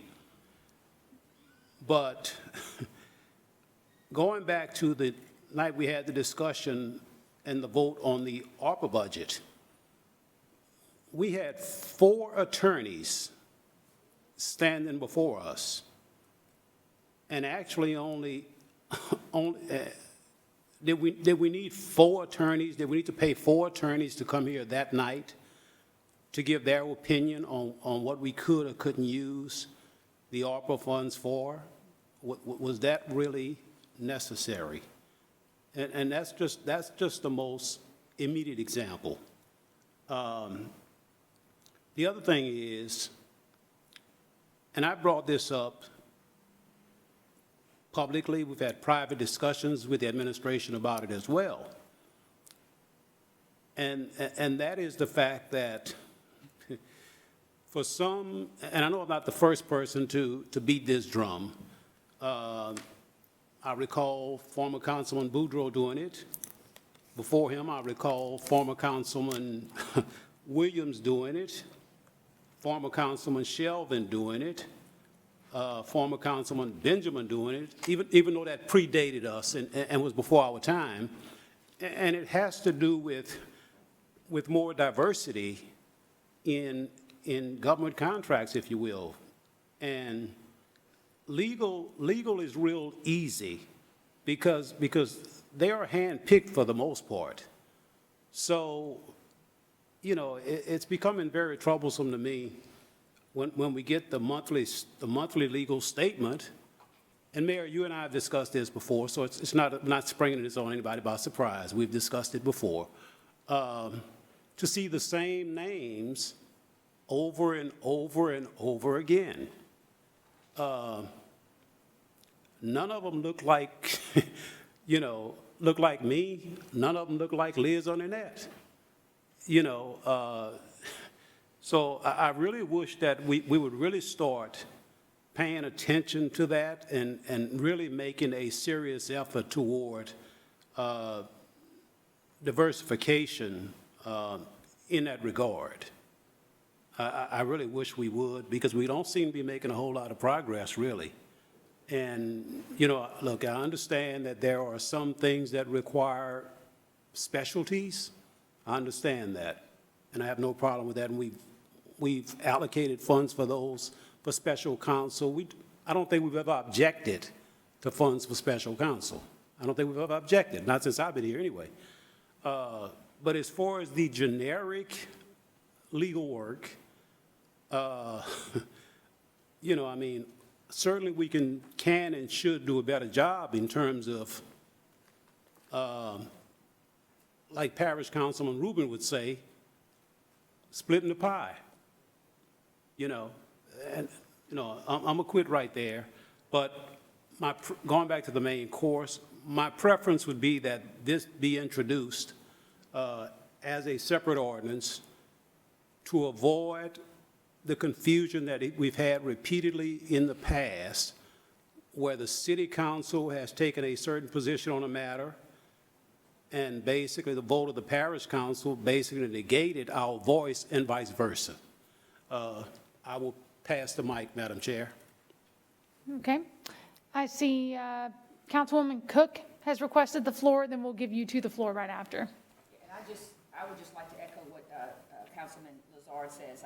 I wanted to pull this as well, just for the reason of, we have an ordinance that has separate city funds and separate parish funds, and if we could just go ahead and separate those as separate ordinances. So basically, not introduce this, but bring it back next time as a city ordinance approving the funds and as a parish ordinance, so that we're not dealing with each other's approval of, we're dealing with our funds and they're dealing with theirs. I think we've talked about this a lot of times, kind of clearing it, making the lines clearer, and I feel like this is another opportunity that we can do that. I agree. You probably don't agree with me, but go ahead. So let's deal with this real quick before, she just requested a deferral on this item for it to be split? No, I didn't request a deferral. I thought I heard you say that you wanted to bring this back later. As two separate, I don't want this to go forward. I want this to be voted down because I would like to see it come back as two separate ordinances. So I don't want to defer this particular ordinance. Okay. I want it to be brought back as a city ordinance approving the legal funds and a parish ordinance. It's impossible because the legal department represents consolidated government. It's allocated in accordance with the allocation ratios. And if it's introduce deferred, yourself, I'm please. sorry, Gregory Logan, City Parish Attorney. If it's deferred, the legal department will go on vacation in about 2 weeks, and we will see you November 1st. That's point blank. So it's allocated in accordance with the percentages of. I'm not arguing the allocation. The numbers can stay the same. I'm just suggesting It that has to be joint. It's a joint department. if we're dealing with separate funds, we're dealing with city funds, we have an ordinance where we're voting on our city funds. We have ordinance that's come before us where we're actually approving money from our city funds. This is the same thing. This is a joint department, Ms. Cook. It is, maybe it's one number. Maybe Lori can address it differently, but this is a department that it represents both parish and city, and the total budget is allocated in accordance with the allocation ratios. I mean, yeah, just like Public Works, just like some of the Craig, other departments. if I could, just, look, if legal and finance blesses off on it, that doesn't bother me. I mean, you want to do a city ordinance for city general fund, parish ordinance for parish general fund, I think it's reasonable. Now, from a legal standpoint, I think I would agree with our legal department, that's a joint, it's a joint department allocated in accordance with the budget, so the end result's not going to be the same. I think what you're talking about is process, which I totally can respect and appreciate. So, look, if legal and finance is okay with it, I have no objection to it. I believe we're all obligated to follow the allocation because that's what was passed unless it's changed, you know. And I'm not arguing the dollar amount or the allocation, the process. So, If I can chime in, Lori's going to, if she doesn't, if I don't, she will. Legal didn't request $197,500 from the parish general fund and $52,000, or vice versa, from $52,500 from the city general fund. Legal made a budget amendment request, and finance applied the appropriate allocation. So I know that in your mind that doesn't make a difference, but I do want to be very clear that legal made a budget amendment request and the appropriate allocation was made. and we made that, in the past, we never made that allocation to amendments during the year. It was just charged to the city general fund, and we caught up with it the following year. But we heard you during the budget We had this process. discussion that we were going to apply the allocation for this particular amendment because it was a sizable request. And so we thought that was a fair thing to do. We actually went out of our way to accommodate your concerns in advance. And now it's kind of hitting us in the face. So we would ask, the delay of not having a legal department is going to be a problem. And we would ask that you would please move forward with this as it was presented. We actually took extra steps to make sure that it was done as you would have wished. And the You're talking problem, about the allocations? We wouldn't have presented, it would have just been a joint ordinance. It would have presented to you in one lump sum, and we would have handled the allocations on the back end. Okay, I understand what you're saying, yeah. And So the problem- you split it up in a joint, yeah. So we can see the numbers. Correct. the problem that comes into play. Transparency. Yeah. Is he requested one number in his budget amendment, and we allocated it. So if you do two separate ordinances, let's say the parish says, no, we don't have that money, and the city says, well, we need legal coverage. Well, when I get an invoice, I'm going to pay 80% of the invoice now? I'm not going to pay the whole invoice because we didn't jointly budget, that amount of money. If it would be a shared department, you're right on board. But being it's one number allocated between two funding sources, it kind of makes it a joint ordinance. Now, we can continue to work on this process. Yeah, so basically you're telling me we can't split it. Is that where we're going with this? I don't know That how we it doesn't would. really work? I mean, or, Yeah, I kind of, after hearing Lori, I'm back to the original, joint department allocated. It's kind of similar to what we had at budget with the capital for IS&T. I hear where you're coming from. Yeah. I think the end result's the same, though. The capital on IS&T, how the city was paying 100%, and I agreed with you. I said, well, hold on, let's get as accurate as we possibly can on these allocated expenditures. So I think this is another example of that. I mean, so basically, and not that we're going to do this, I'm just saying, but if the city were not to approve this amount, basically, it would, we would kill everything. We would do, Yep. yeah, which I'm not suggesting that's going to happen, but I guess just I'm just trying to go for the clearer lines, but I Well, understand that is which. what we were attempting to do, and it is different, and we probably could have had a conversation with you in hindsight to let you know that we were presenting this differently because we felt like we've heard you.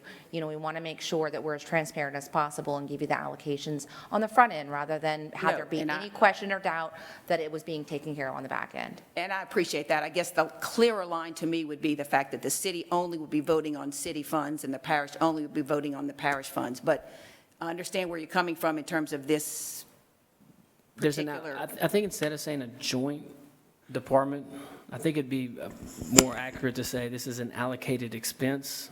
So anytime it's an allocated expense, you have both councils approving the expenditure because, the percentages. So you need to have it as a joint.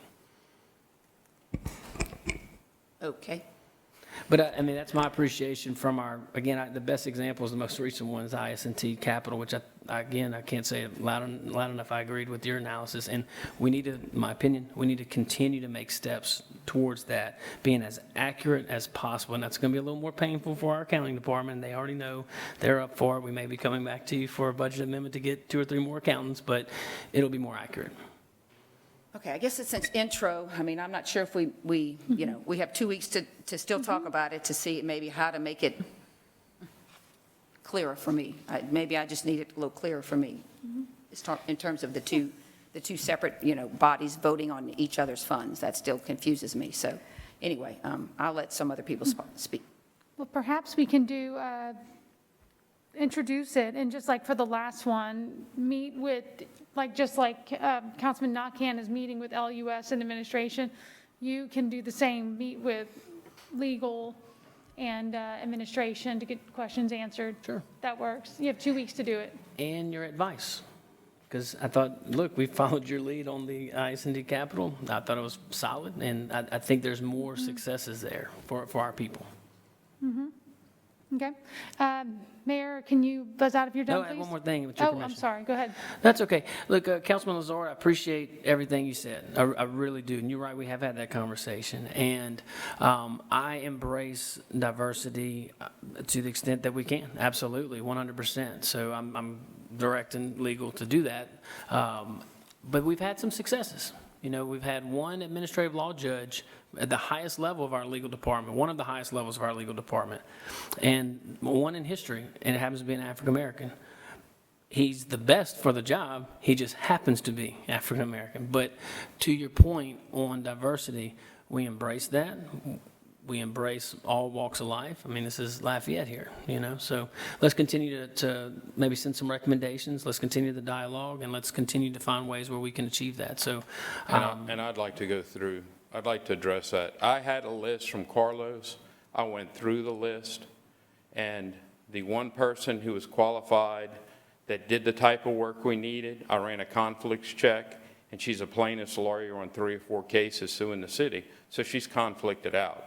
As far as diversity with ladies, I would think that it's pretty close to 50-50. You may see the male name in the firm, but there are a lot of lady attorneys that bill. So also Keen Miller, who was hired as special counsel, has 3 African Americans assigned to the LUS project because they happen to be the best in the environmental and the decommissioning of Rotamaker. So there are, on that team, I think of 5 people, there are 2 ladies and 3 minorities.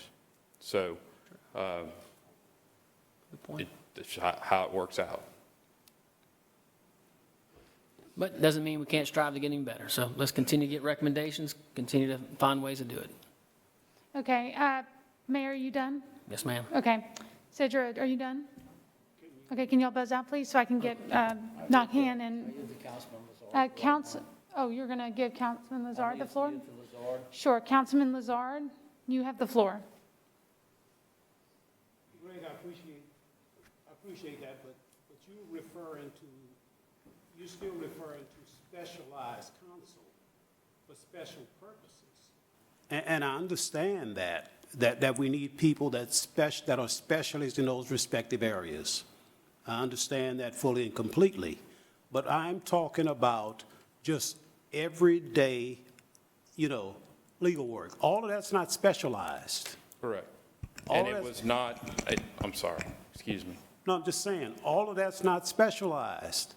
And I've gone back, and I know you've only, been here for a year and 8 months. I understand that. I appreciate that.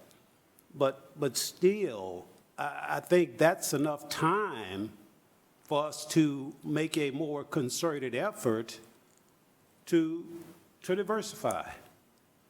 I mean, that's just my opinion. And the, I really Councilman, do. the effort's been made, and it will continue to be made. And it has been made for general, let's not talk about the very specialized counsel. We're not talking about that, correct.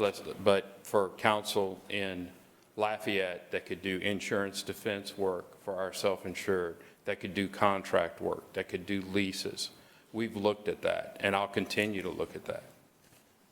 So you said you got a list from Carlos? Yes. Okay. Okay, I'm done, thank you.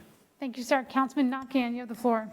Just trying to wrap my head around this ordinance here. So I want to look at it from a simple perspective. Legal basically is the gumbo pot, and we're trying to fill that pot with gumbo. And the city's bringing the chicken, the sausage, and everything else that goes in there, and the parish is bringing the bell peppers, the onions, the garlic, the celery, and everything else that goes in there. So we're coming out of 2 different pockets to the pot. But unless we both fill the pot, we'll never have a gumbo. This is what this is all about. Granted, it's 2 different funds from 2 different sources, but it's got to fill one pot in order to continue moving forward with the gumbo. So I see no problem with this ordinance. It's according to allocation. We should do many things according to allocation. So I say let's make the gumbo. Thank you.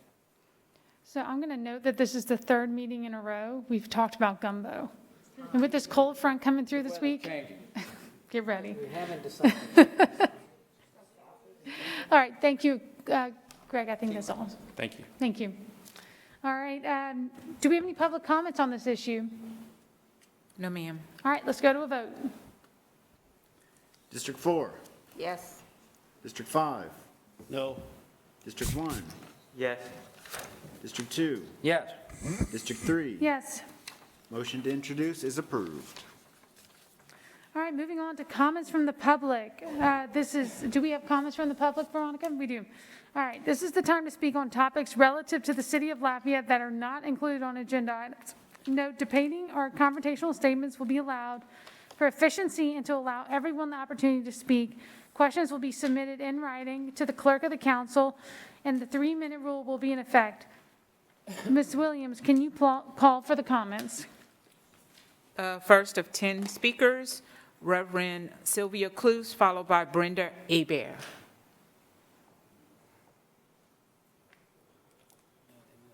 Is Brenda Hebert here?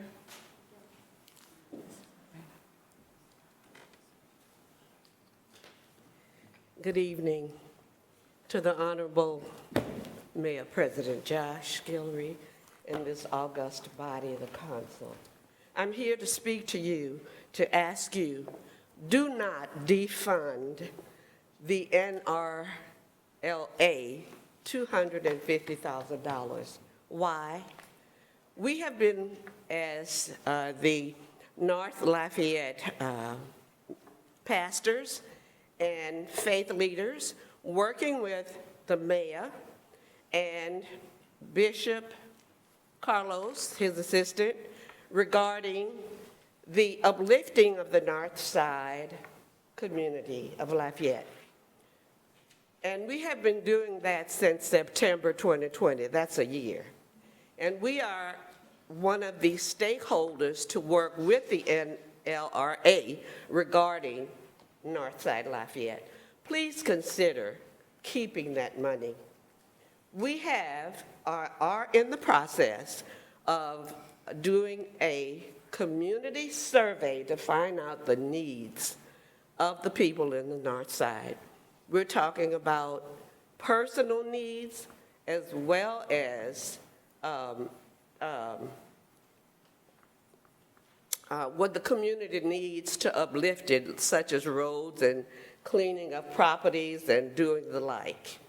So we're working hard to make sure that our mission and our mandates are going to be met. But we need this money, and we need you to consider it seriously. This money will allow the NLRA to get its people, its workers, its people to work, to do the projects that they need to find, but we will be working with them. So please do not defund. Thank you very much. Thank you. Next speaker. Brenda Abear, followed by Corey Levier. And if Corey, you could step up to the other mic once it's clean. Thank you. Good evening, everyone. I am Pastor Brenda Abear, a resident of Lafayette North Side, and I stand in proxy of the Senior Pastoral Alliance along with Destiny of Faith Church, two entities that I partner with to better Lafayette and to improve our city, of course. And I am also not a stranger to the Lafayette Parish government, having worked 23 years with the parish government, with the 15th Judicial District Court. So I am now retired, so I am in a better position to help improve and be productive and efficient in working, to better our community. So having said all that, it's been said that you don't mix church and state. But unless the Lord keep the city, our work is in vain. So having said that, I sincerely hope that you guys, that we could work together, we can come together in oneness to make sure that, for one, I am here to uphold our mayor president veto to restore the $250,000 for North Lafayette. So I am happy to know that it is on the agenda for October 5th. I will definitely be back here, and I would sincerely ask that you guys would reconsider not defunding it. We need it in North Lafayette. If you just ride around the city, you can see that restoration is needed. And I'm not saying that it's not needed throughout our whole city or Lafayette Parish, but if you look on the north side, there are so many things that need to be restored, so many things that need to be recovered. So I would sincerely ask that you guys would reconsider, and just help us out. We need it. Thank you. Thank you. Next speaker. Corey Levier, followed by Jennifer Sims. Greetings, Council, Mayor President, all those in administration working hard on our behalf. My name is Corey Levier, and I've been fairly active in the community for a while, doing a lot of different things, protesting, talking to kids, speaking at the Juvenile Detention Center. We did a summer camp program where we partnered with the city. It's obvious that the funding for the NLRA is needed, and not just needed, well-deserved. The board members that are currently on the board of the NLRA are Ms. Shatisha Flugents, Pastor Ivan Leday, Mr. Brent Celestine, and former State Representative Ricky Hardy. That is more than enough people to decide what to do with seed money.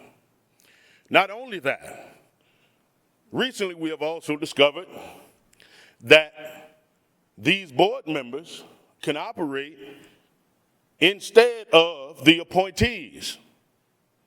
So in other words, if our leaders, people that we elected to represent our ideas and thoughts and feelings, choose not to act in our best interest, this board can act in its own best interest and do what is in the best interest of people who live on the north side, such as myself. I understand that some state legislators feel differently and they want to wait. Well, we've been waiting 7 years for a program like this to take effect. And the mayor was very clear that the money was seed money. And I'm not sure how many of you have an agricultural background, but a seed is a very small part of the plant that goes into the ground, into the darkness, and then bursts into the light once it's been watered and a little sunlight on it. Now, this money can help the north side develop into what we've dreamed of, that would represent a surging power in the community. But without these funds, we cannot even begin. And I have a personal interest. I've been told by senior legislators that if this board gets money, I'll be appointed to the board. And I want to be on that board, not for my own gratification. I think I've proven and shown that it's not about me. It's about us. Right? When we wait another 7 years, he'll be a teenager. Before we take action, I ask that you refund this money and do it unanimously. Because in your heart, we all know that if we plant a seed, it will grow. And I'll take personal responsibility for it. Thank you. Jennifer Sims, followed by Pastor Kerry Williams. Good afternoon. Thank you for at least listening to us today. I first want to thank the council again and Mayor President for allowing us to have swim program where my heart is for the north side to improve. I have had experience at the pools and many of them did not open. And we have needs for seniors as well.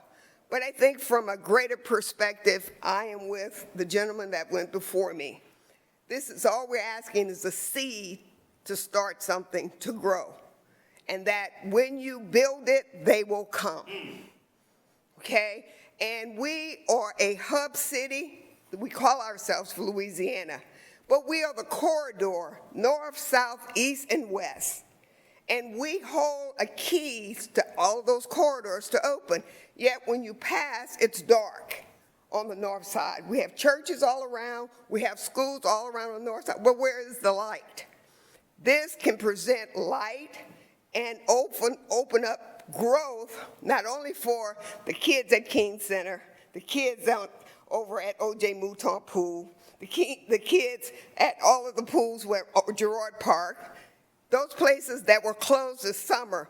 These seeds that we're talking about can address what seniors are asking me for, and that is to have aquatics somewhere where they can be improved. I am in agreement and asking you to reconsider and support the mayor in the veto and reinstate the $250,000. We, as a people of the state of Louisiana, have a responsibility before our Creator to do something for our state. We stand here in Lafayette, open armed with 4 directions, north, south, east, and west, looking forward, and we are the eagle eyes. If we don't take a stand, we have a responsibility to our Creator to see that what's in the middle of our state is dark. On the north side, can you see? There is no lighting right off the interstate. So we need to do something that will help improve and grow our community in a positive way. Thank you. Pastor Kerry Williams, followed by Bishop Elton Gatlin. Greetings to our mayor, honorable mayor. God bless you. To our council members. Ladies and gentlemen, let's get down to business. I didn't come to play tonight. Come to get down to business. Who's going to fix the neighborhood surrounding Gatewoods on I-10 and I-49? Ladies and gentlemen, I come tonight as a pastor, but I also come not to play around. We elected you as city council members, and we want you to do what the people has elected you to do. We had a meeting on yesterday, and one of our city council members said he didn't know nothing about the meeting. Well, I'm standing here to tell you, city council member, that our bishop sent the information out to you and the other city council, the other parish council members. We elected our members to serve the people of the community of Lafayette. We work for you, work for us. We don't work for you. The Bible says that we ought to train people. This is my community. I live here. I live on the north side. I pass by on my bicycle each and every day. It's ridiculous that you're trying to take away funds for the north side and not do anything. These people are hurting on the north side. These people elected you. What you need to do is reconsider and give these people the money. That's all they're asking for. Because if you don't, you'll see my face each and every day. I guarantee you, I will continue coming to the city council meeting. I will continue riding my bicycle. I won't stop until these people get what they did. We elected you. Let's do your job or get voted out. Thank you, and God bless you. Next speaker, Bishop Elton Gatlin, followed by Bishop Carlos Harvin. Greetings, everyone. I'm Al Gatlin. I have the proud pleasure of pastoring the Gethsemane Church of God in Christ, located at 701 East Pinhook Road. I am pleased to stand on the shoulders of great men and women who helped to build that little ministry from the little storefront that used to be on the corner of 12th and Peachtree. I have a vested interest in Lafayette, period.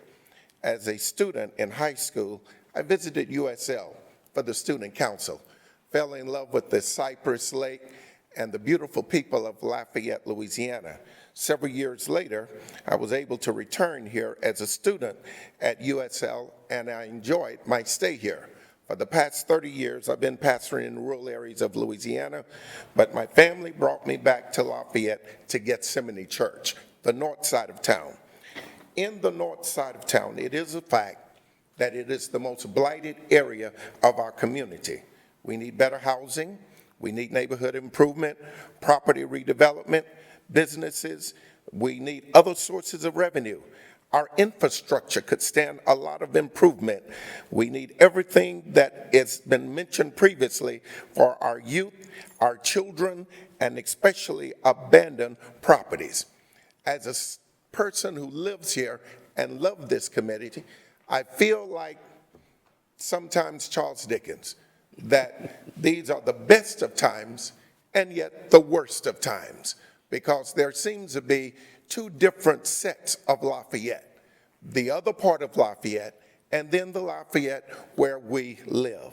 It is amazing to me that we can be so closely connected, yet such an economical difference there.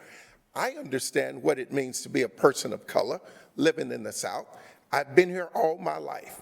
My first experience of this was as a farmer. My dad and I raised cattle. I went into the restaurant in order to buy hamburgers for us, and not knowing that because of my color, I was not allowed in that restaurant. And in the 7th grade, the sheriff deputies kindly escorted me out and said, go around to the back. I have been fighting that ever since. I beg of you, and those of you that represent Lafayette North, do not allow in-house squabbling, different personalities and different people, everybody wanting to be the chief, to destroy and limit an entire neighborhood. Our church has a credit union. We have a food bank that feeds 12,000 people. We have a school that grows from grades 1 through 8. We have a preschool with over 80 people on the waiting list for it. And there are a number of other things that we are doing for the community because we love the community. Please support the mayor and support the people of North Lafayette, and let's get this done. We love you. God bless you. Bishop Carlos Harvin, followed by Jennifer Thorpe. Good evening, members of the City Council. My name is Bishop Carlos Harvin. I serve as Chief of Minority Affairs in the office of Mayor President Josh Guillory. I want to thank Bishop Gatlin for quoting Charles Dickens, because I thought of this as a tale of two cities. It's one city, Lafayette, but if you drive around certain neighborhoods, you feel like you've left the city limits. I live on the north side, and I've seen years of neglect and disinvestment. When I look around my neighborhood and compare it to other parts of our one city, I have to ask myself, is the north side really a part of Lafayette? I'm here tonight to voice my support for the Mayor President's veto. His veto of the action that 4 members of the City Council took to defund $250,000 from the North Lafayette Redevelopment Authority. I am here to ask those 4 council members who voted to defund the NLRA on September the 9th to please reconsider your decision and please vote to uphold the Mayor President's veto at your next meeting. Failing to fund this authority is like buying a car from a dealership and failing to put gas in the tank. It's not going to go off the lot. It's not going to go very far. That's where we are right now with the North Lafayette Redevelopment Authority. We have a wonderful vehicle that will transform the quality of life on the north side, but it hasn't gone anywhere since it was created by the Louisiana legislature in 2014. I would like to thank Council Chairwoman Liz Webb-Hebert for meeting with the Mayor President, our Chief Administrative Officer, our Authority Chairwoman Sam Flugents, and me last week. At that meeting, Chairwoman Hebert discussed questions that she had about the boundaries of the authority, who the current board members were, and whether or not the authority has a quorum. As I recall, the council chairwoman said that based on our answers, all of her questions were answered. Following our meeting with Chairwoman Hebert, I'd like to also thank council members Pat Lewis, Glenn Lazard, and Parish Council member A.B. Rubin. Thank you for meeting with a concerned group of pastors and faith leaders from the north side yesterday. Some of them, and I'd like to thank them, are here this evening. So very strong concerns were shared by our faith leaders who support the Mayor President's veto. We are asking that you please return the $250,000 that was removed. I see my time is winding up, so I'll just simply say there's been a stronghold around North Lafayette, a spiritual stronghold that has prevented prosperity from flowing in. We're here to tear that stronghold down, and we need your help to do it. I would be glad to answer any questions that you may have. I have given you a copy of revised statute that lists the state law, and I thank you for your time. Is Jennifer Thorpe here? Still here? I think she left. Next speaker is Ivan Leday, followed by Keith Falk.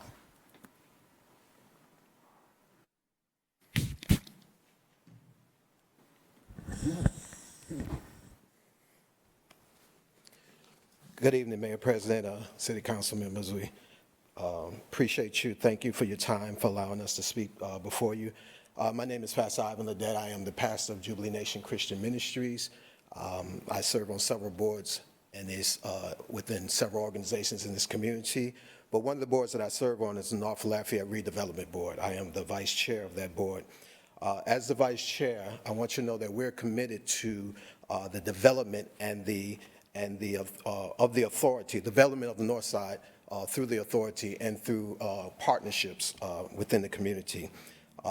It is necessary, I want you to know, that we receive the $250,000 that was planned for, allocated within the budget, and that was moved to put somewhere else. I think it's very important for us to receive that in order that we might get busy on what we need to do. There's some things that I need to discuss with you also about the commissioning of the board. They said that we don't have enough board members, and there are enough board members. We have 4, and they were listed already. The names, of course, is Shaticia Flugents, Ms. Shaticia Flugents, myself, Pastor Ivan Ledet, also Brent Celestine, and also former State Representative Ricky Hardy, which was already shared. There's something that you've been given about the mandating legislation, the revised statute, that I'm going to read in Part G23. It says, any vacancy in the membership of board occurring either by reason of the expiration of the term for which appointed or by reason of death, resignation, or otherwise, shall be filled in the manner of the original appointment. If the appointing authority responsible for the appointment of a member fails to fill a vacancy within 30 days, the remaining members of the board shall appoint an interim successor to serve until the position is filled by the appointing authority. As I stated earlier, we have currently 4 board members. There are 3 vacancies that are now open. One of the things that we will be doing is that I'll be heading a steering committee that's going to be receiving applications and recommendations from those interested persons and bring those recommendations back to the Board of Commissioners for vote. So with this revised statute, with this in there, I want you to know that we plan on filling those positions. Again, it's necessary for us to move forward in what we're doing on North Lafayette Redevelopment Authority, and I thank y'all for your time. Keith Falk, and we did receive one sign-in late, Barry Viator. So it's Keith Falk, and if you would allow Barry Viator. Keith Falk, concerned community activist for Lafayette. Wow, it's funny. I didn't know the north side of Lafayette had a lot of these pastors. But Lafayette North Side Redevelopment Authority. It's funny. I heard of this one time when it was time for the board to form. And that was the last time. That was the last time we heard of it. Now, we're hearing of it now because they got funding to give them.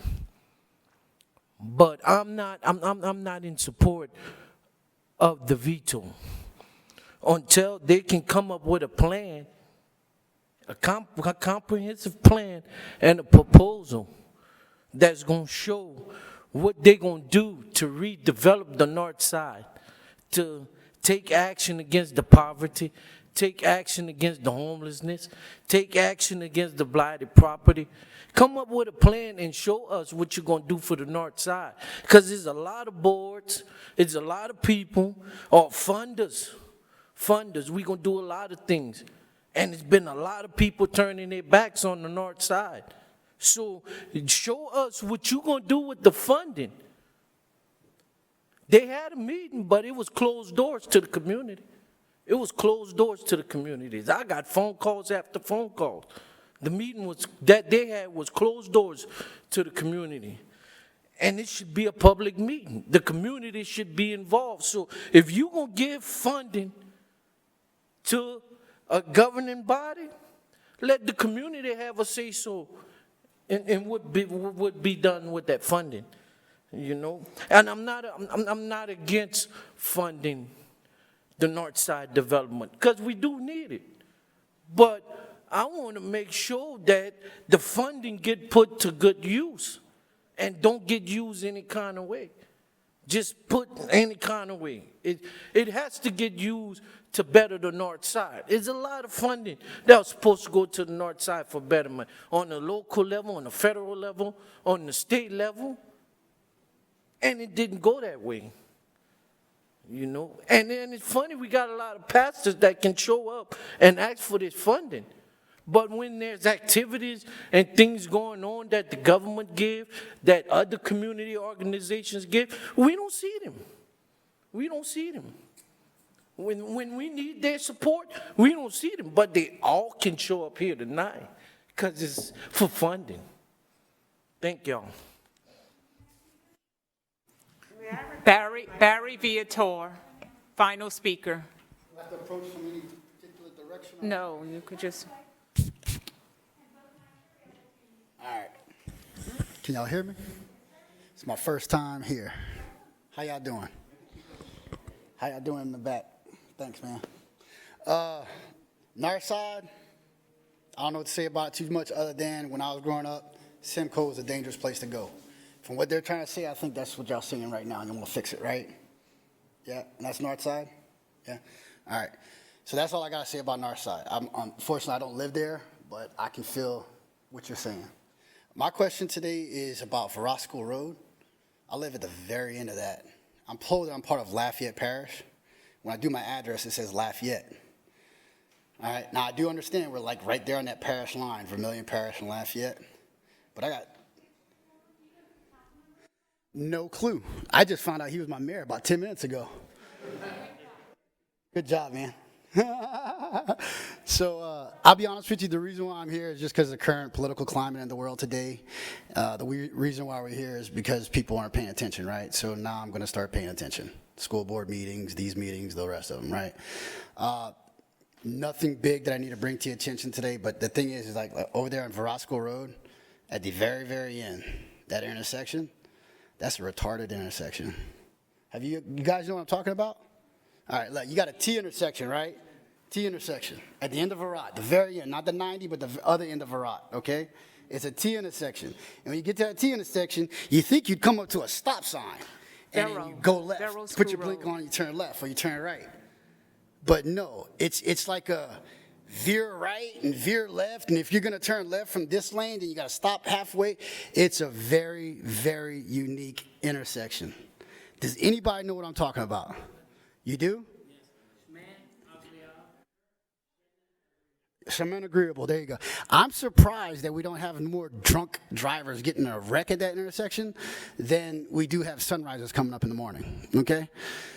Secondly, see, I own two houses. I own one in New Orleans, and I own one over here, okay? Not showing up to city meetings. I don't know if you've been in New Orleans lately, but they got these cool white things just so people can have a bike lane. We had 2 lanes plus a parking lane. Now we got 1 lane, 1 bike lane, and what was another lane is a parking lane. Please don't ever do some crap like that. But do fix that intersection at the end of Verot. Now, also, we flood over there. We flood. Even if there's like a little bitty rain, it floods. Now, my house is on a little bit of a hill, so my house doesn't flood, but I own about 3 acres, and 2 of my 3 acres flood. My next door neighbor has a P-row, okay, just for when it rains so he can get out of his house, all right? And from what I'm told, it's because of drainage problems. Where's that guy at, the engineer? Yeah, he's gone. So, yeah, I'm running out of time. Yes. Member representative here, you have a parish council representative. That was the first meeting, and it's Josh Carlson. Josh Carlson. Not to be confused with Josh Guillory, your mayor. Gotcha. But what we can do is Veronica, can Miss Veronica over there, sir? Miss Veronica right there, she can get all of your information and have Councilman Carlson reach out to you. Does that work? Yeah, no problem. Perfect. Josh Carlson. Josh Carlson. And Josh Guillory. And Josh Guillory. Hey, real quick. Your time's up. Oh. Sorry. Your time is up, but call your question? council member. He can definitely take care of you. Oh, okay. All right? All right. But come back. Yeah, I will. Come back. Yeah. All right, thank you so much. Do we have any other speakers? He was the final speaker. All right, thank you. And with that, meeting adjourned. Thank you all so much for coming.